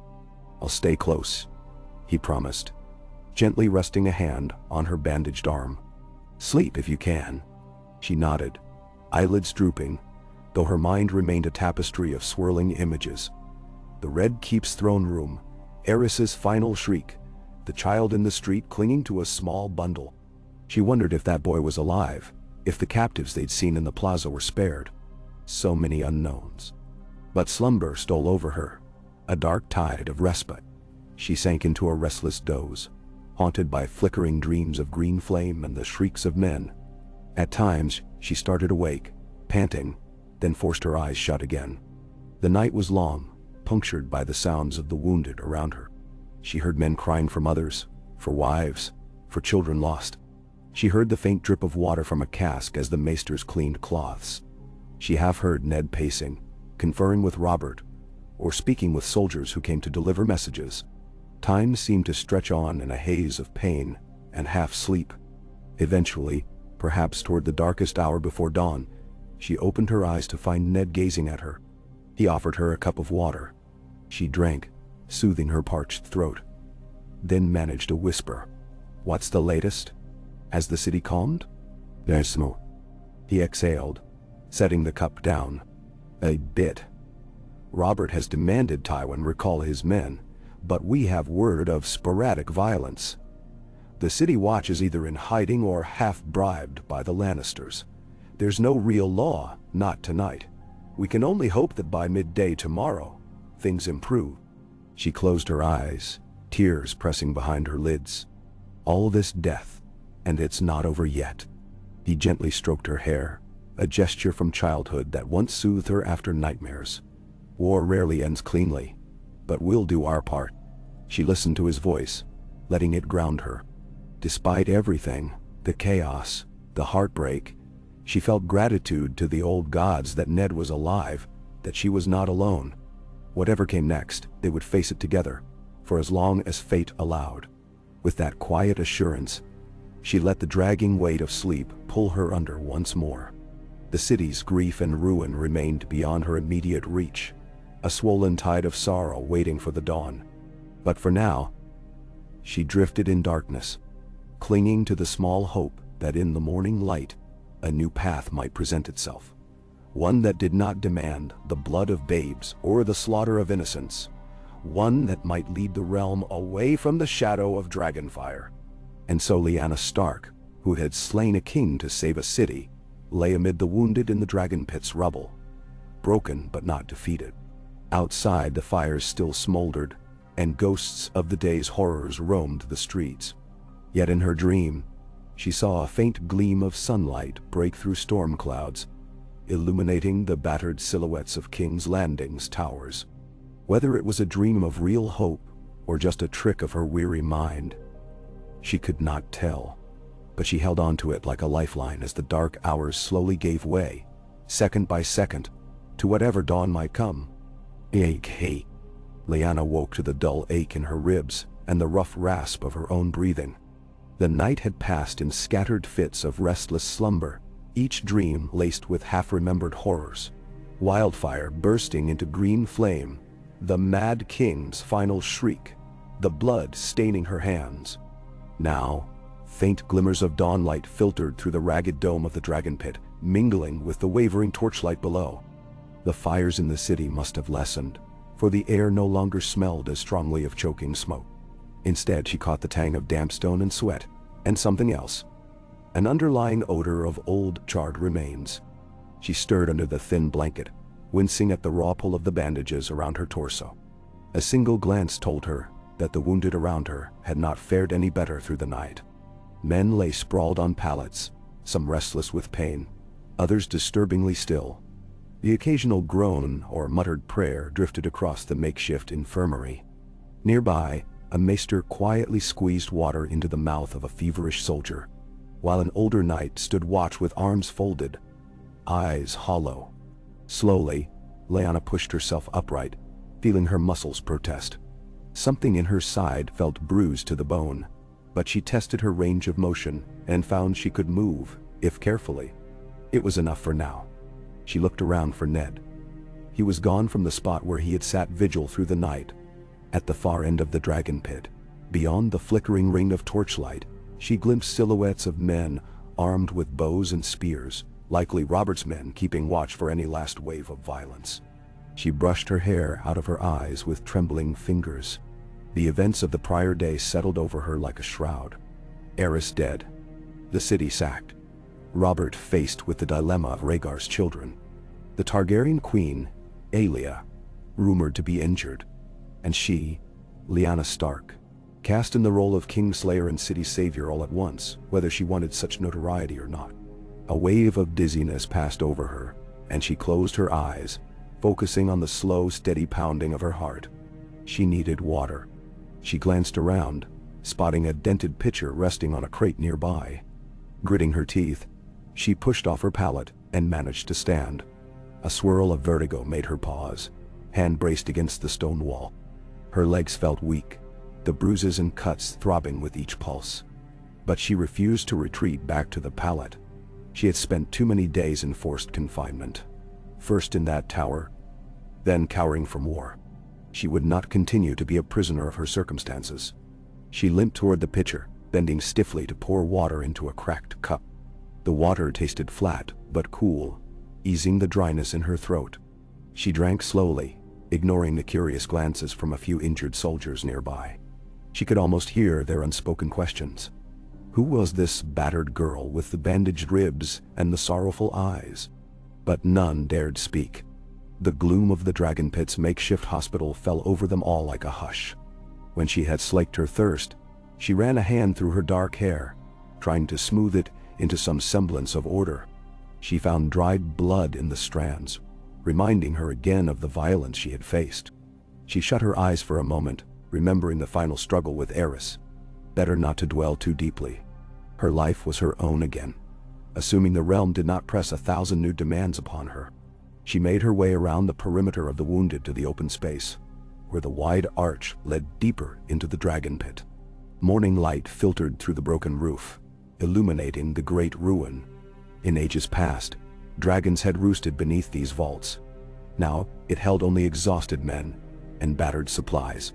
The stones themselves bore black streaks, scars from previous centuries of strife. She wondered if those scars might serve as a warning or a legacy for what would happen next in this realm. A cluster of soldiers had gathered near the main entrance, where the broken doors offered a view of King's Landing in the distance. She spotted Ned among them, standing with Robert. The two men seemed locked in grim discussion. Tywin Lannister was nowhere to be seen. Perhaps he had returned to the Red Keep to further consolidate his hold, or simply to wait for Robert to arrive and declare himself king. Lyanna approached carefully, mindful of her wobbly gait. Ned noticed her first. He rested a hand on Robert's arm to draw his attention, then broke away to meet her. His expression was laden with concern, but also relief that she was up. "Sister," Ned said quietly, his voice subdued. "Are you certain you should be walking?" She lifted her chin, ignoring the pain in her side. "I'm well enough to stand," she said softly. "Better than lying there stewing in my thoughts." She glanced over his shoulder at Robert, who wore the dented armor from the prior day. Dark circles rimmed his eyes.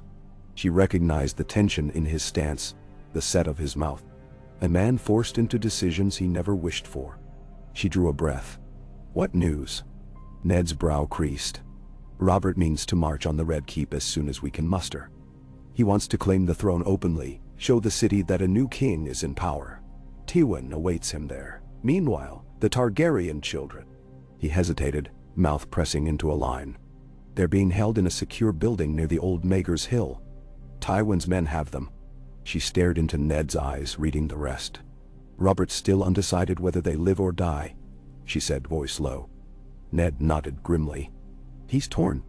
I tried to speak for mercy, but Robert, he's weighed down by the memory of Rhaegar.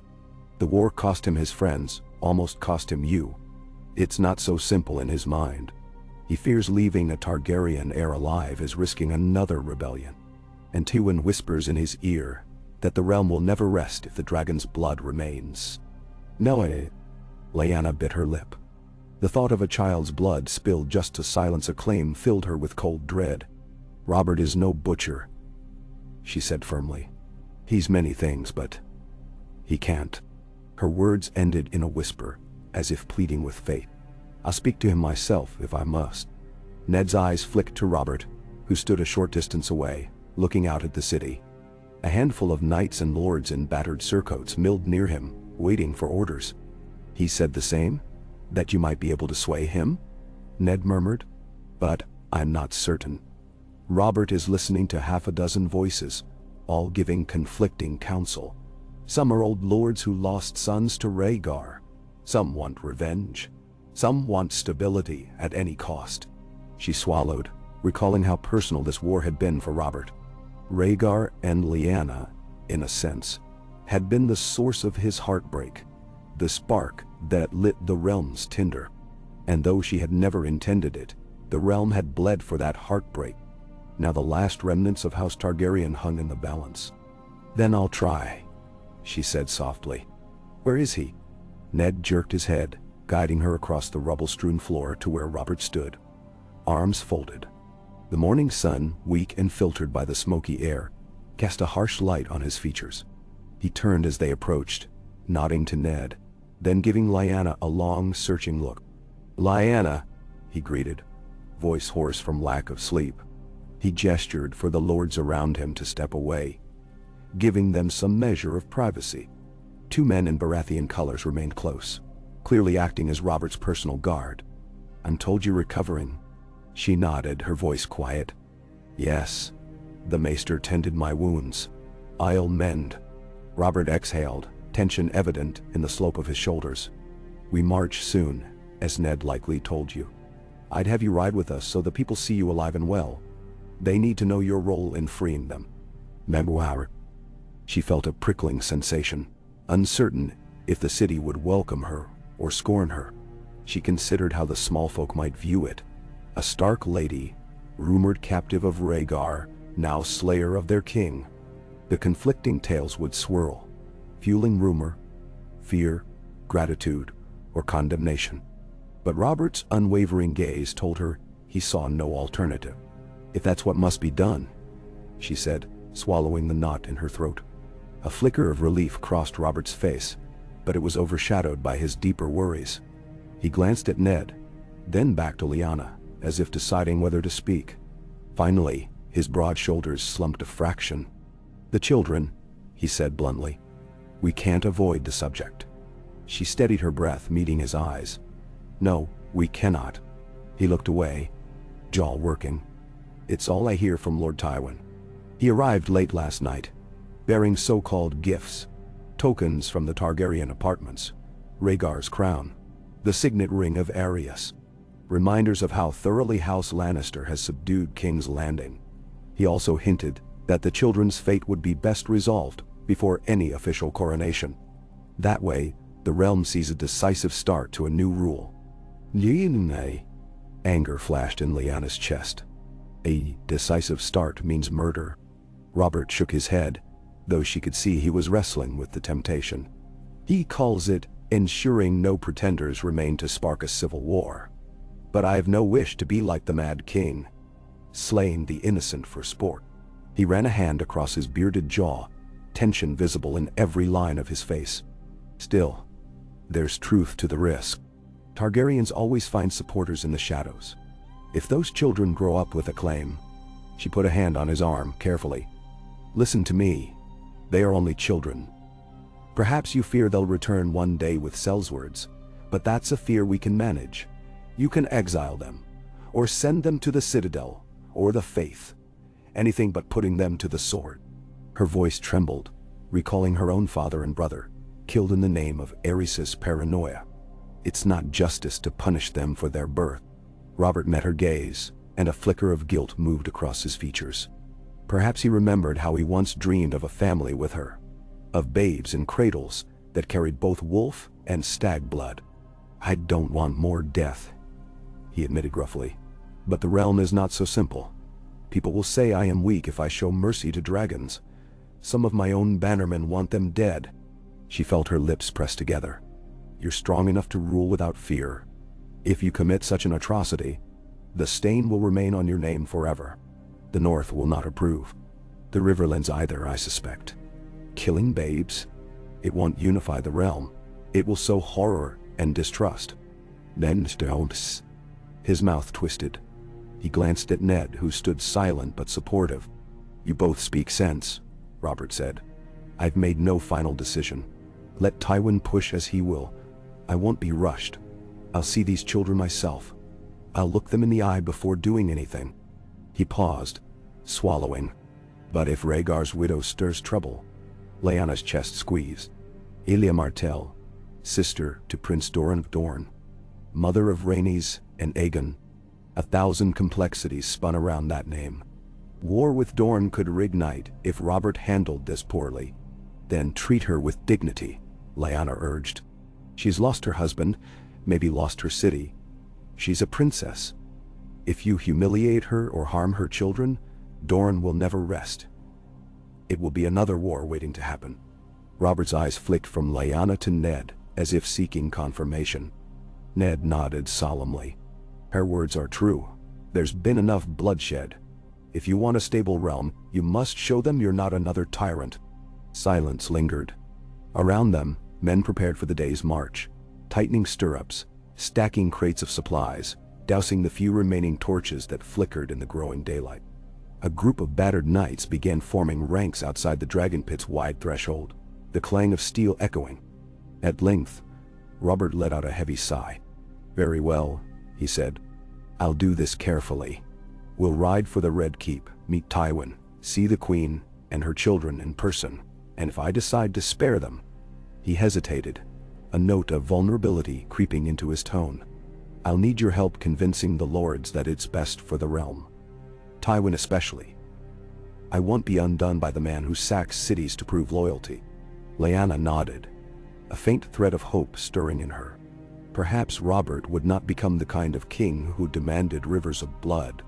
Maybe he would find the mercy that had been so absent in Eris. "You'll have it," she promised quietly. Robert turned then to the pressing matter of the day, leading the host into King's Landing proper. They would claim the Red Keep formally, allow Robert to take the seat of power in the throne room, and begin the enormous task of restoring order. Ned busied himself gathering what few resources they had. Loyal men from the north, from the Riverlands, from the Vale. The banners of Baratheon, Stark, Arryn, Tully, and even a few from the Reach fluttered in the hazy morning air. It felt strange to see them all pressed under the new king's command. So soon after the city's violent fall, Lyanna found a corner near one of the broken columns to gather her thoughts. She tested her boots, her bandages, ensuring she could ride. She would need a horse, and though the prospect made her wary, her ribs screamed at the thought of bouncing in the saddle, she had no intention of staying behind. The day's events would shape the future of the Seven Kingdoms. She would not be absent. A soldier approached, a stern-faced man in stark livery, offering her a decent mare to ride. She accepted with quiet thanks, adjusting the stirrups with the help of another man. Soon enough, a call went up. "Form ranks. Make ready." The ragtag army began to spill out from the dragon pit into the ruined streets. Lyanna mounted carefully, ignoring the twinge of pain, and fell in alongside Ned and a handful of the North's men. Robert rode near the van, accompanied by knights bearing his stag banners. The column moved slowly, navigating the rubble and crowds of fleeing smallfolk. Dawn had fully broken, casting King's Landing in a pallid light that revealed the extent of the devastation.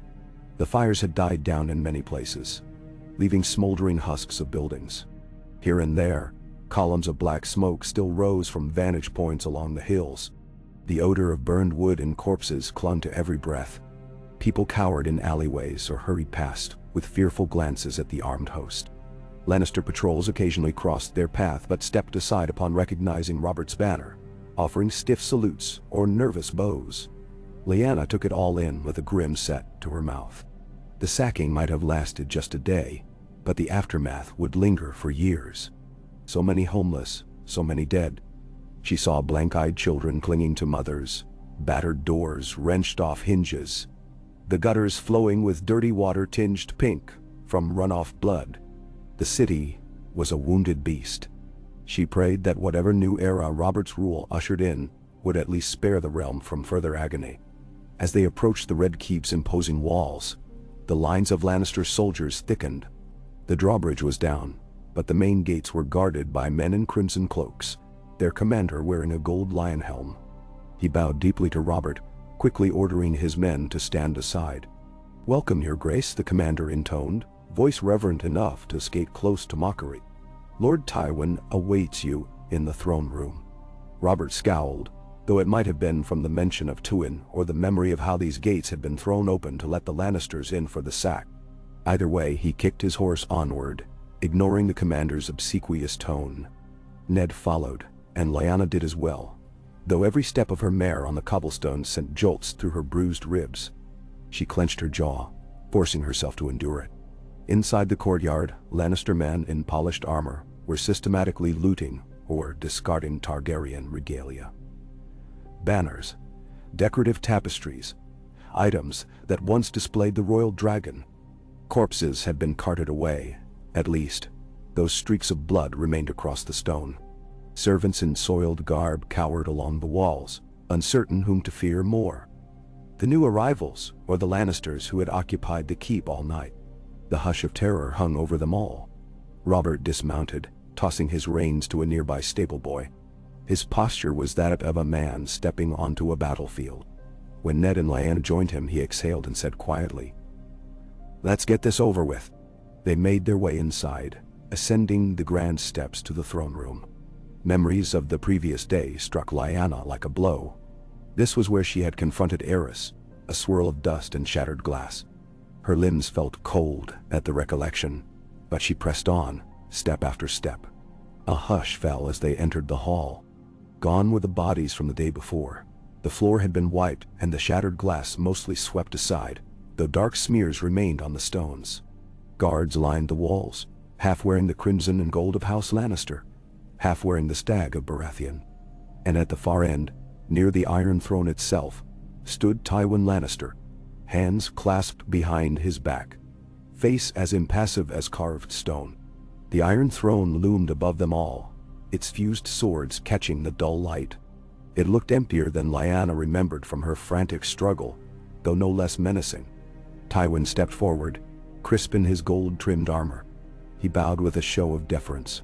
"Your Grace," he said to Robert, "welcome to your throne."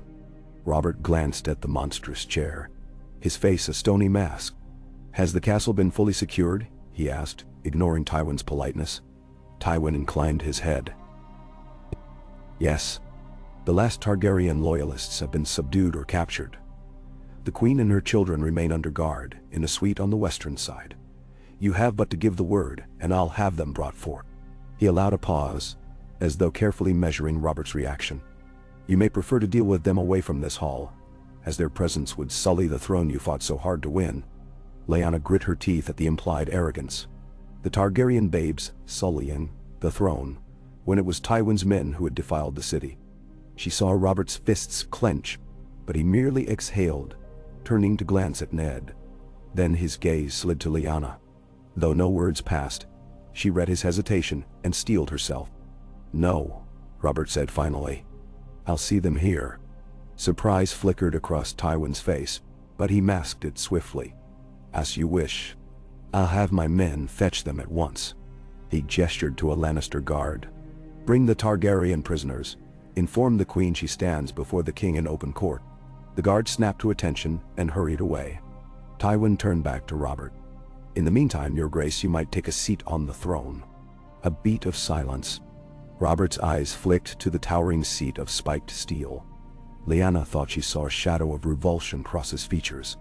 Perhaps he recalled how many had died for that hunk of melted swords. Then his mouth twisted in distaste. "Not yet," he said flatly, ignoring Tywin's invitation. "I'll stand." Tywin's gaze flicked between Robert and the throne, as if calculating. "Very well." He folded his hands behind his back, expression unreadable. "I trust you'll find everything in order here.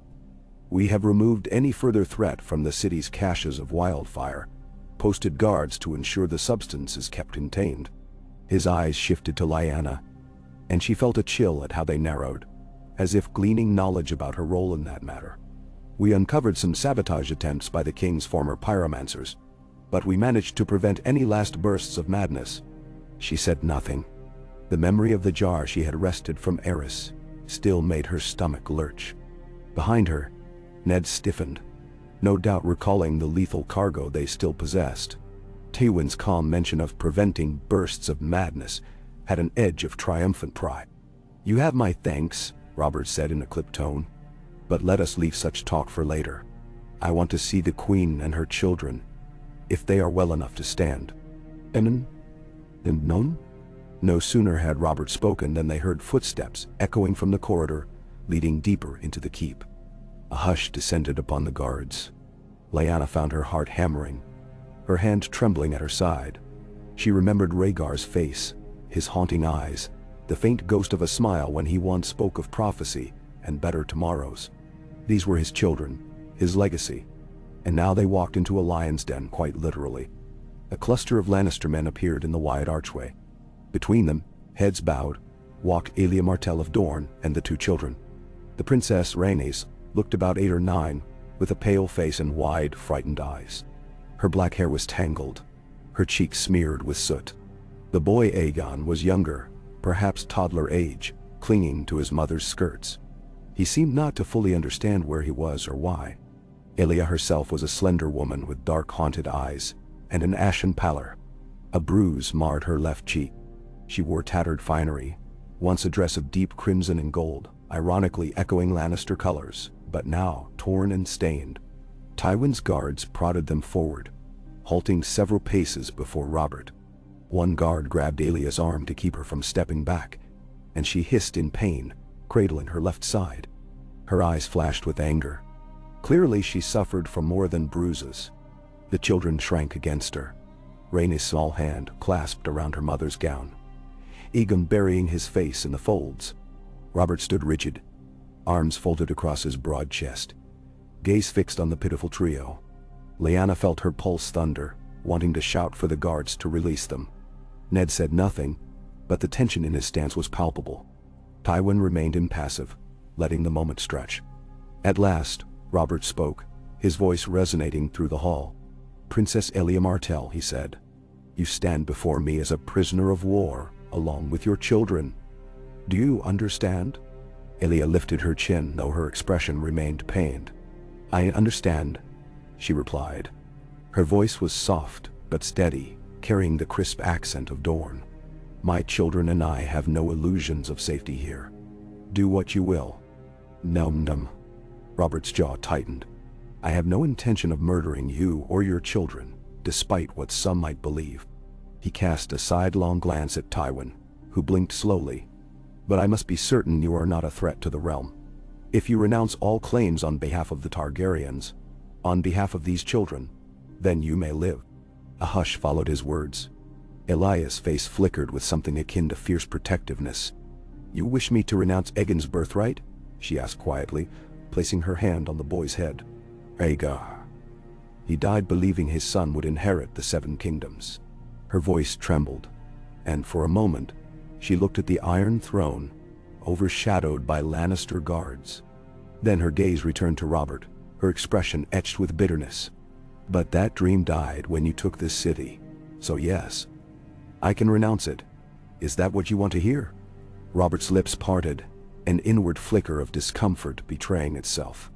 He swallowed. "It's a start. The realm is weary of Targaryen rule. They will not bend the knee to dragonspawn any longer. If you vow that neither you nor your children will ever press a claim, if you vow allegiance to me as king, then I'll consider sparing you." "Nah."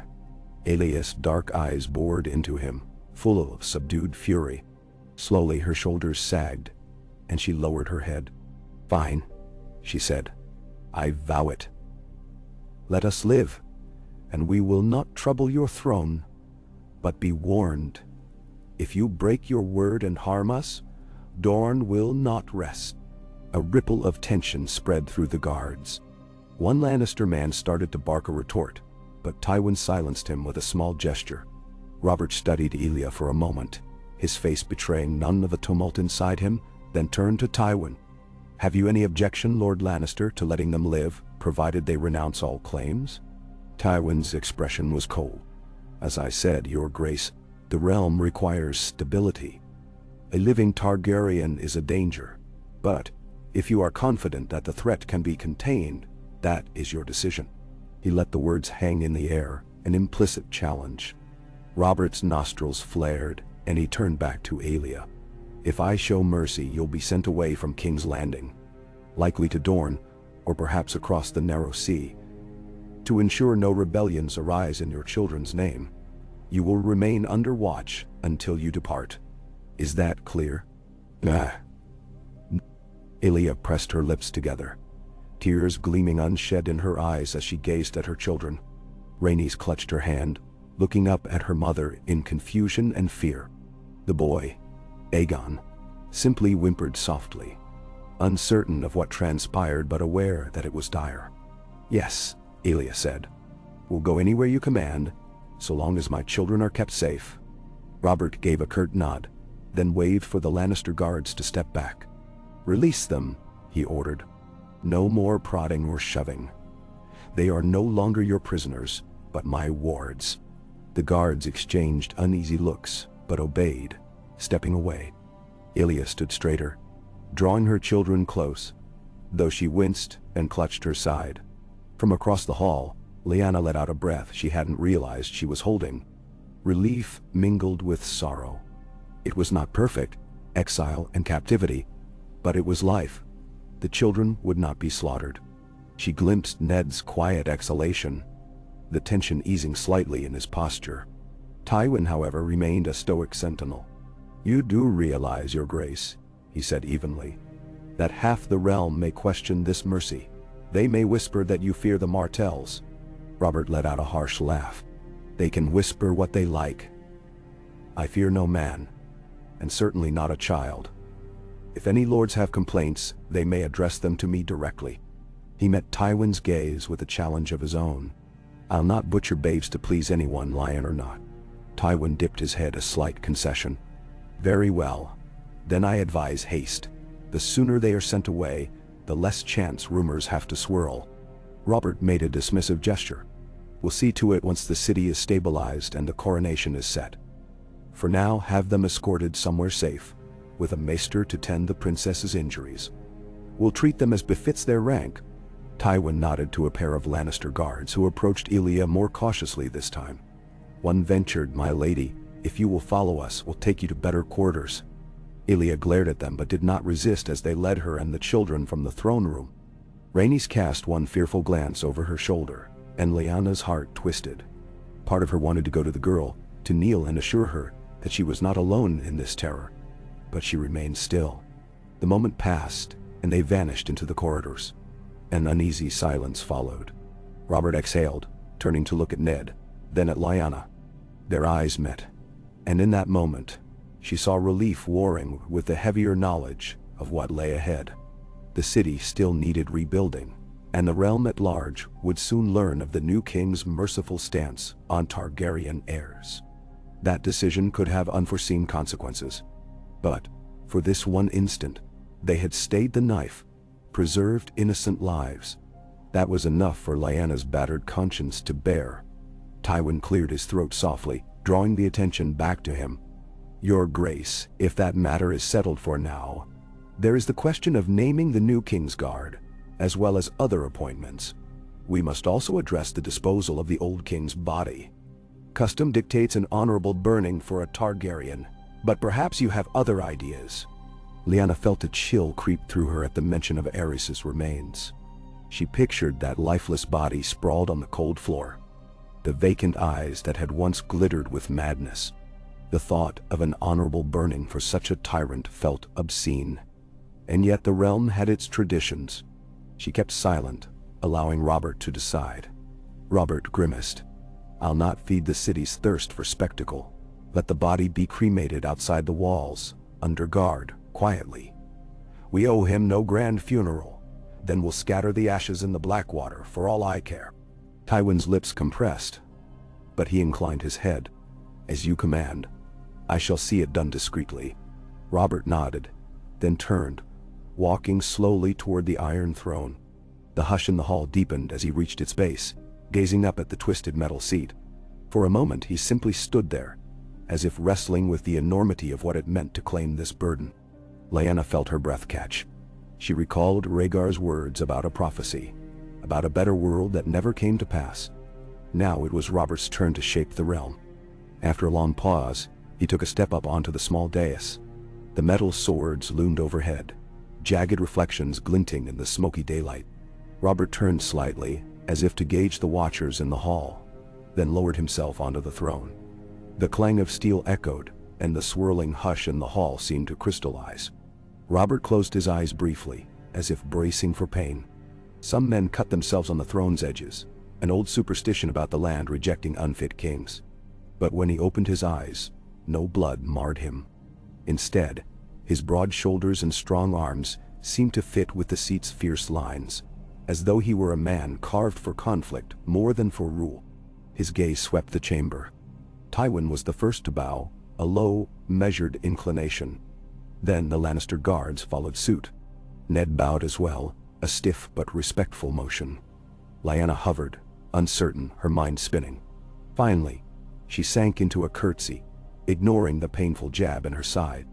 The hush continued, a solemn moment of coronation without crowns or ceremony. Robert Baratheon sat the Iron Throne, and the Targaryen dragon was no more. When he spoke, his voice carried through the hush, echoing off the vaulted ceiling. Rise, he said. I claim this throne by right of conquest, and by the will of the realm. And I will do my duty. His gaze flicked to Tywin, then to Ned, then to Lyanna. But God's help me, I will not stain my reign with needless slaughter. A faint murmur of approval rippled among the men. Lyanna felt a tightness in her chest begin to uncoil. Robert might be a warrior at heart, and the realm might still quake under the aftershocks of war. But in this moment, she sensed a glimmer of hope. Whatever faults he bore, he had chosen not to murder children. Perhaps that was a foundation upon which a better kingdom could be built. Tywin stepped forward. Then let the realm see that King Robert sits the Iron Throne. Word will spread swiftly, no doubt. The next step will be to secure alliances, to see which houses bend the knee, and whether any corners of the Seven Kingdoms still hold out for Targaryen loyalists. Dempsey. Robert nodded, but his eyes slid to Lyanna. We will deal with each matter in turn, he said, though she could hear the weariness behind his words. For now we'll need to restore order to the city, feed the people, punish the worst of the looters. That will occupy us more than talk of alliances. I'll not see King's Landing starve or drown in anarchy. The war ends now. Lyanna exhaled. The war ends now. A day ago, those words might have felt like a fantasy. And yet, here they stood in the scorched throne room, with Aerys in the ground and the Targaryen line overthrown. She slowly rose from her curtsy, trying not to grimace at the strain in her ribs. Meeting Robert's gaze, she offered him a faint nod of acknowledgement. The look in his eyes was complicated. Relief, sorrow, and maybe a flicker of the old warmth he once held for her. Ned approached, standing by her side, sword still sheathed at his waist. He gave her a small, reassuring glance before returning his attention to Robert.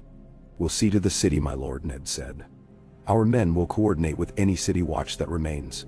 We'll do what we can to aid the small folk. Robert inclined his head, then turned his attention to Tywin, gesturing for him to come forward. You, Lord Lannister, can start by halting any further raids by your soldiers. Make sure they return the spoils they've stolen, or pay restitution if possible. I'll not have my reign begin on the backs of starving peasants. Tywin's composure wavered only slightly, a tightening of his mouth.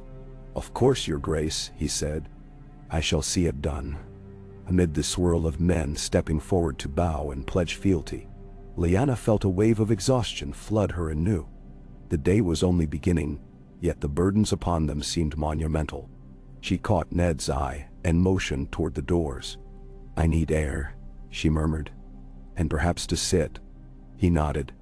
I'll come with you. Let's find a calmer place. They threaded their way past the Lannister guards, out of the throne room, leaving Robert to settle into his new role as king. The corridors of the Red Keep were still strewn with signs of violence, broken bits of furniture, dried blood smeared across the walls, but the immediate danger seemed to have passed. Servants crept through with mops and buckets, scrubbing the floors and collecting debris. A tense hush lingered, an unspoken awareness that war had come to this seat of power, and war's memory would not soon fade. Ned led Lyanna to a small courtyard beyond the Hall of Lamps. Once, it must have been a tranquil garden of sorts, with a carved stone bench and a few fruit trees. Now the bench was chipped, the trees scorched at the edges. Still, a patch of sunlight streamed down, and the air smelled fresher than it did in the throne room. Lyanna sank onto the bench, pressing a hand to her side as she tried to breathe past the dull ache. Ned stood before her, arms crossed.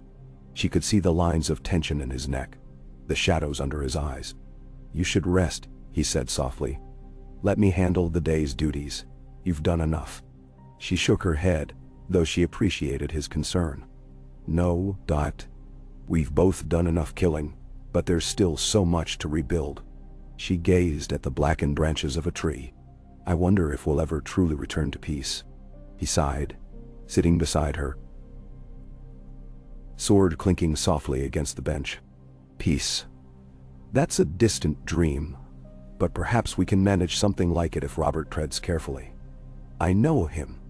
He'll relish the feasts and the cheering crowds, but I pray he also learns that a king must keep the realm together, not just by force, but by wisdom. She nodded, letting her gaze wander. The hush of the courtyard felt like a small reprieve from the madness. And what of us? She asked quietly. Winterfell. I long to see it again. The North never felt so far away. Ned's expression grew solemn. We'll return, I promise. But first I'll stay long enough to help Robert solidify the peace. He'll need loyal men, and I am sworn to him. After that, we can go home. Man. The word stirred conflicting emotions in her. She remembered the old halls, the godswood, the stables she once rode in, the sound of wolves howling under moonlight. But so much had changed, both within her and in the realm. Could she simply return to the girl she was before? The one who galloped across the fields, longing for tournaments and freedom? That girl was gone. Ned seemed to sense her turmoil. He placed a hand over hers. The warmth of his touch, a reminder of the family bond that survived this war. "We'll find a way," he said. "One step at a time. For now, rest. The realm can manage a few hours without you on your feet." She exhaled, letting some of the tension slip from her shoulders. Maybe he was right. Maybe for a brief moment, she could let others handle the aftermath. But her mind kept looping back to the Targaryen children. Imprisoned, alone, reliant on Robert's mercy.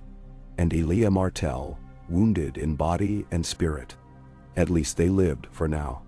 That knowledge steadied her. Some small measure of solace in this sea of grief.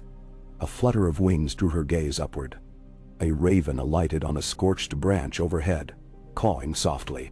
She watched it tilt its head, as if curious about these humans in the burned courtyard. Then it spread its wings and took flight, circling once before disappearing beyond the Red Keep's walls. Lyanna traced its path, imagining it soaring north, free from the city's heavy gloom. She closed her eyes, wishing she could do the same, if only for a while. Ned's hand still covered hers. She gave it a light squeeze, grateful for his steadiness. The day ahead would be long, full of demands from lords, instructions for soldiers, and the sorrowful tasks of burying the dead. But for this moment, this single, fragile moment, they found a sliver of peace together. The war had ended. Eris was gone. The Targaryen line, or what remained of it, was spared from utter annihilation. Robert Baratheon, once just a jovial young lord with a bright laugh, now sat the Iron Throne. "It will never be the same," she whispered, half to herself. "But maybe it can still be better." Ned nodded, his voice soft. "Maybe." In that uncertain hush, they shared the sunlight in the ruined courtyard. Far off, the city murmured with 1,000 voices. Cries of sorrow, murmurs of relief. Pleas for food or shelter. The realm would not recover overnight. Yet the worst of the bloodshed had passed, and from these ashes, a new age might rise. Lyanna leaned her head back, letting the sun warm her face. She remembered the swirl of Harrenhal's great tourney, the distant music, and the crown of winter roses placed upon her lap. She remembered her father's gentle voice, Brandon's laughter. She remembered Rhaegar's sad smile, all ghosts now, echoing in her mind. But she breathed in and out, cradling those memories gently, letting them guide her forward rather than weigh her down. She would not flinch from what she had done. She had killed the Mad King. She had saved countless lives from wildfire.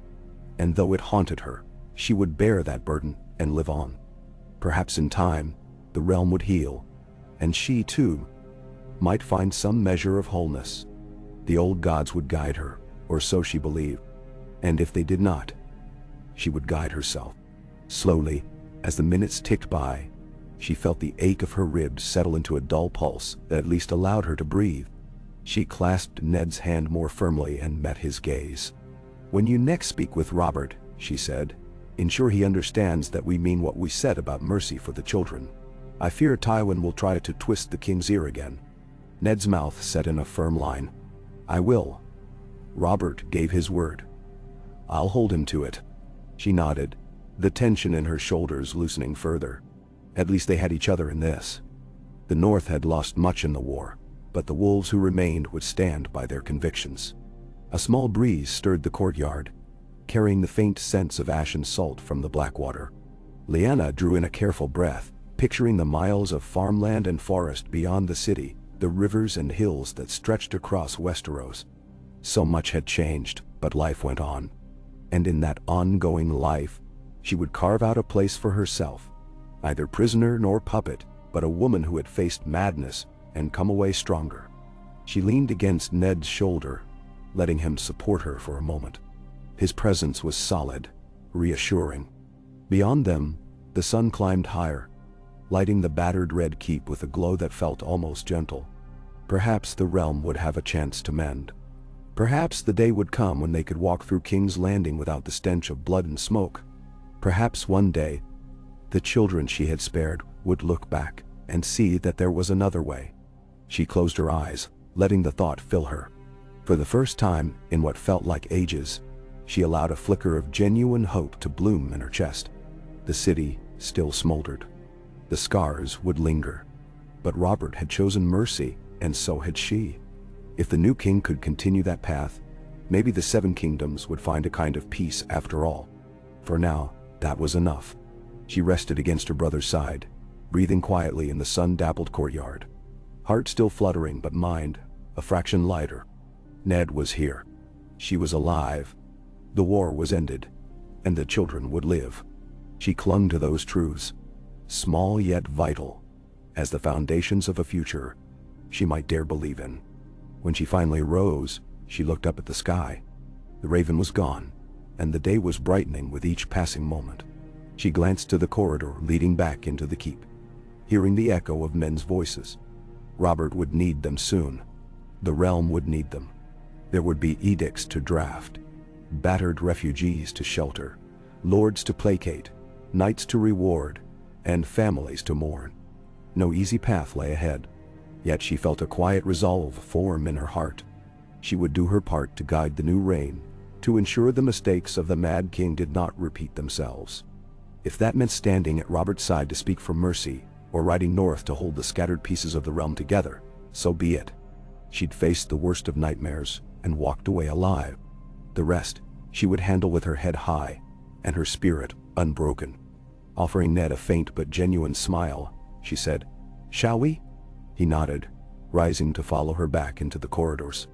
Side by side, they walked away from the small courtyard, footsteps echoing on the flagstones. The days-long tasks awaited them, but at least they faced them together. And that, for Lyanna Stark, was victory enough.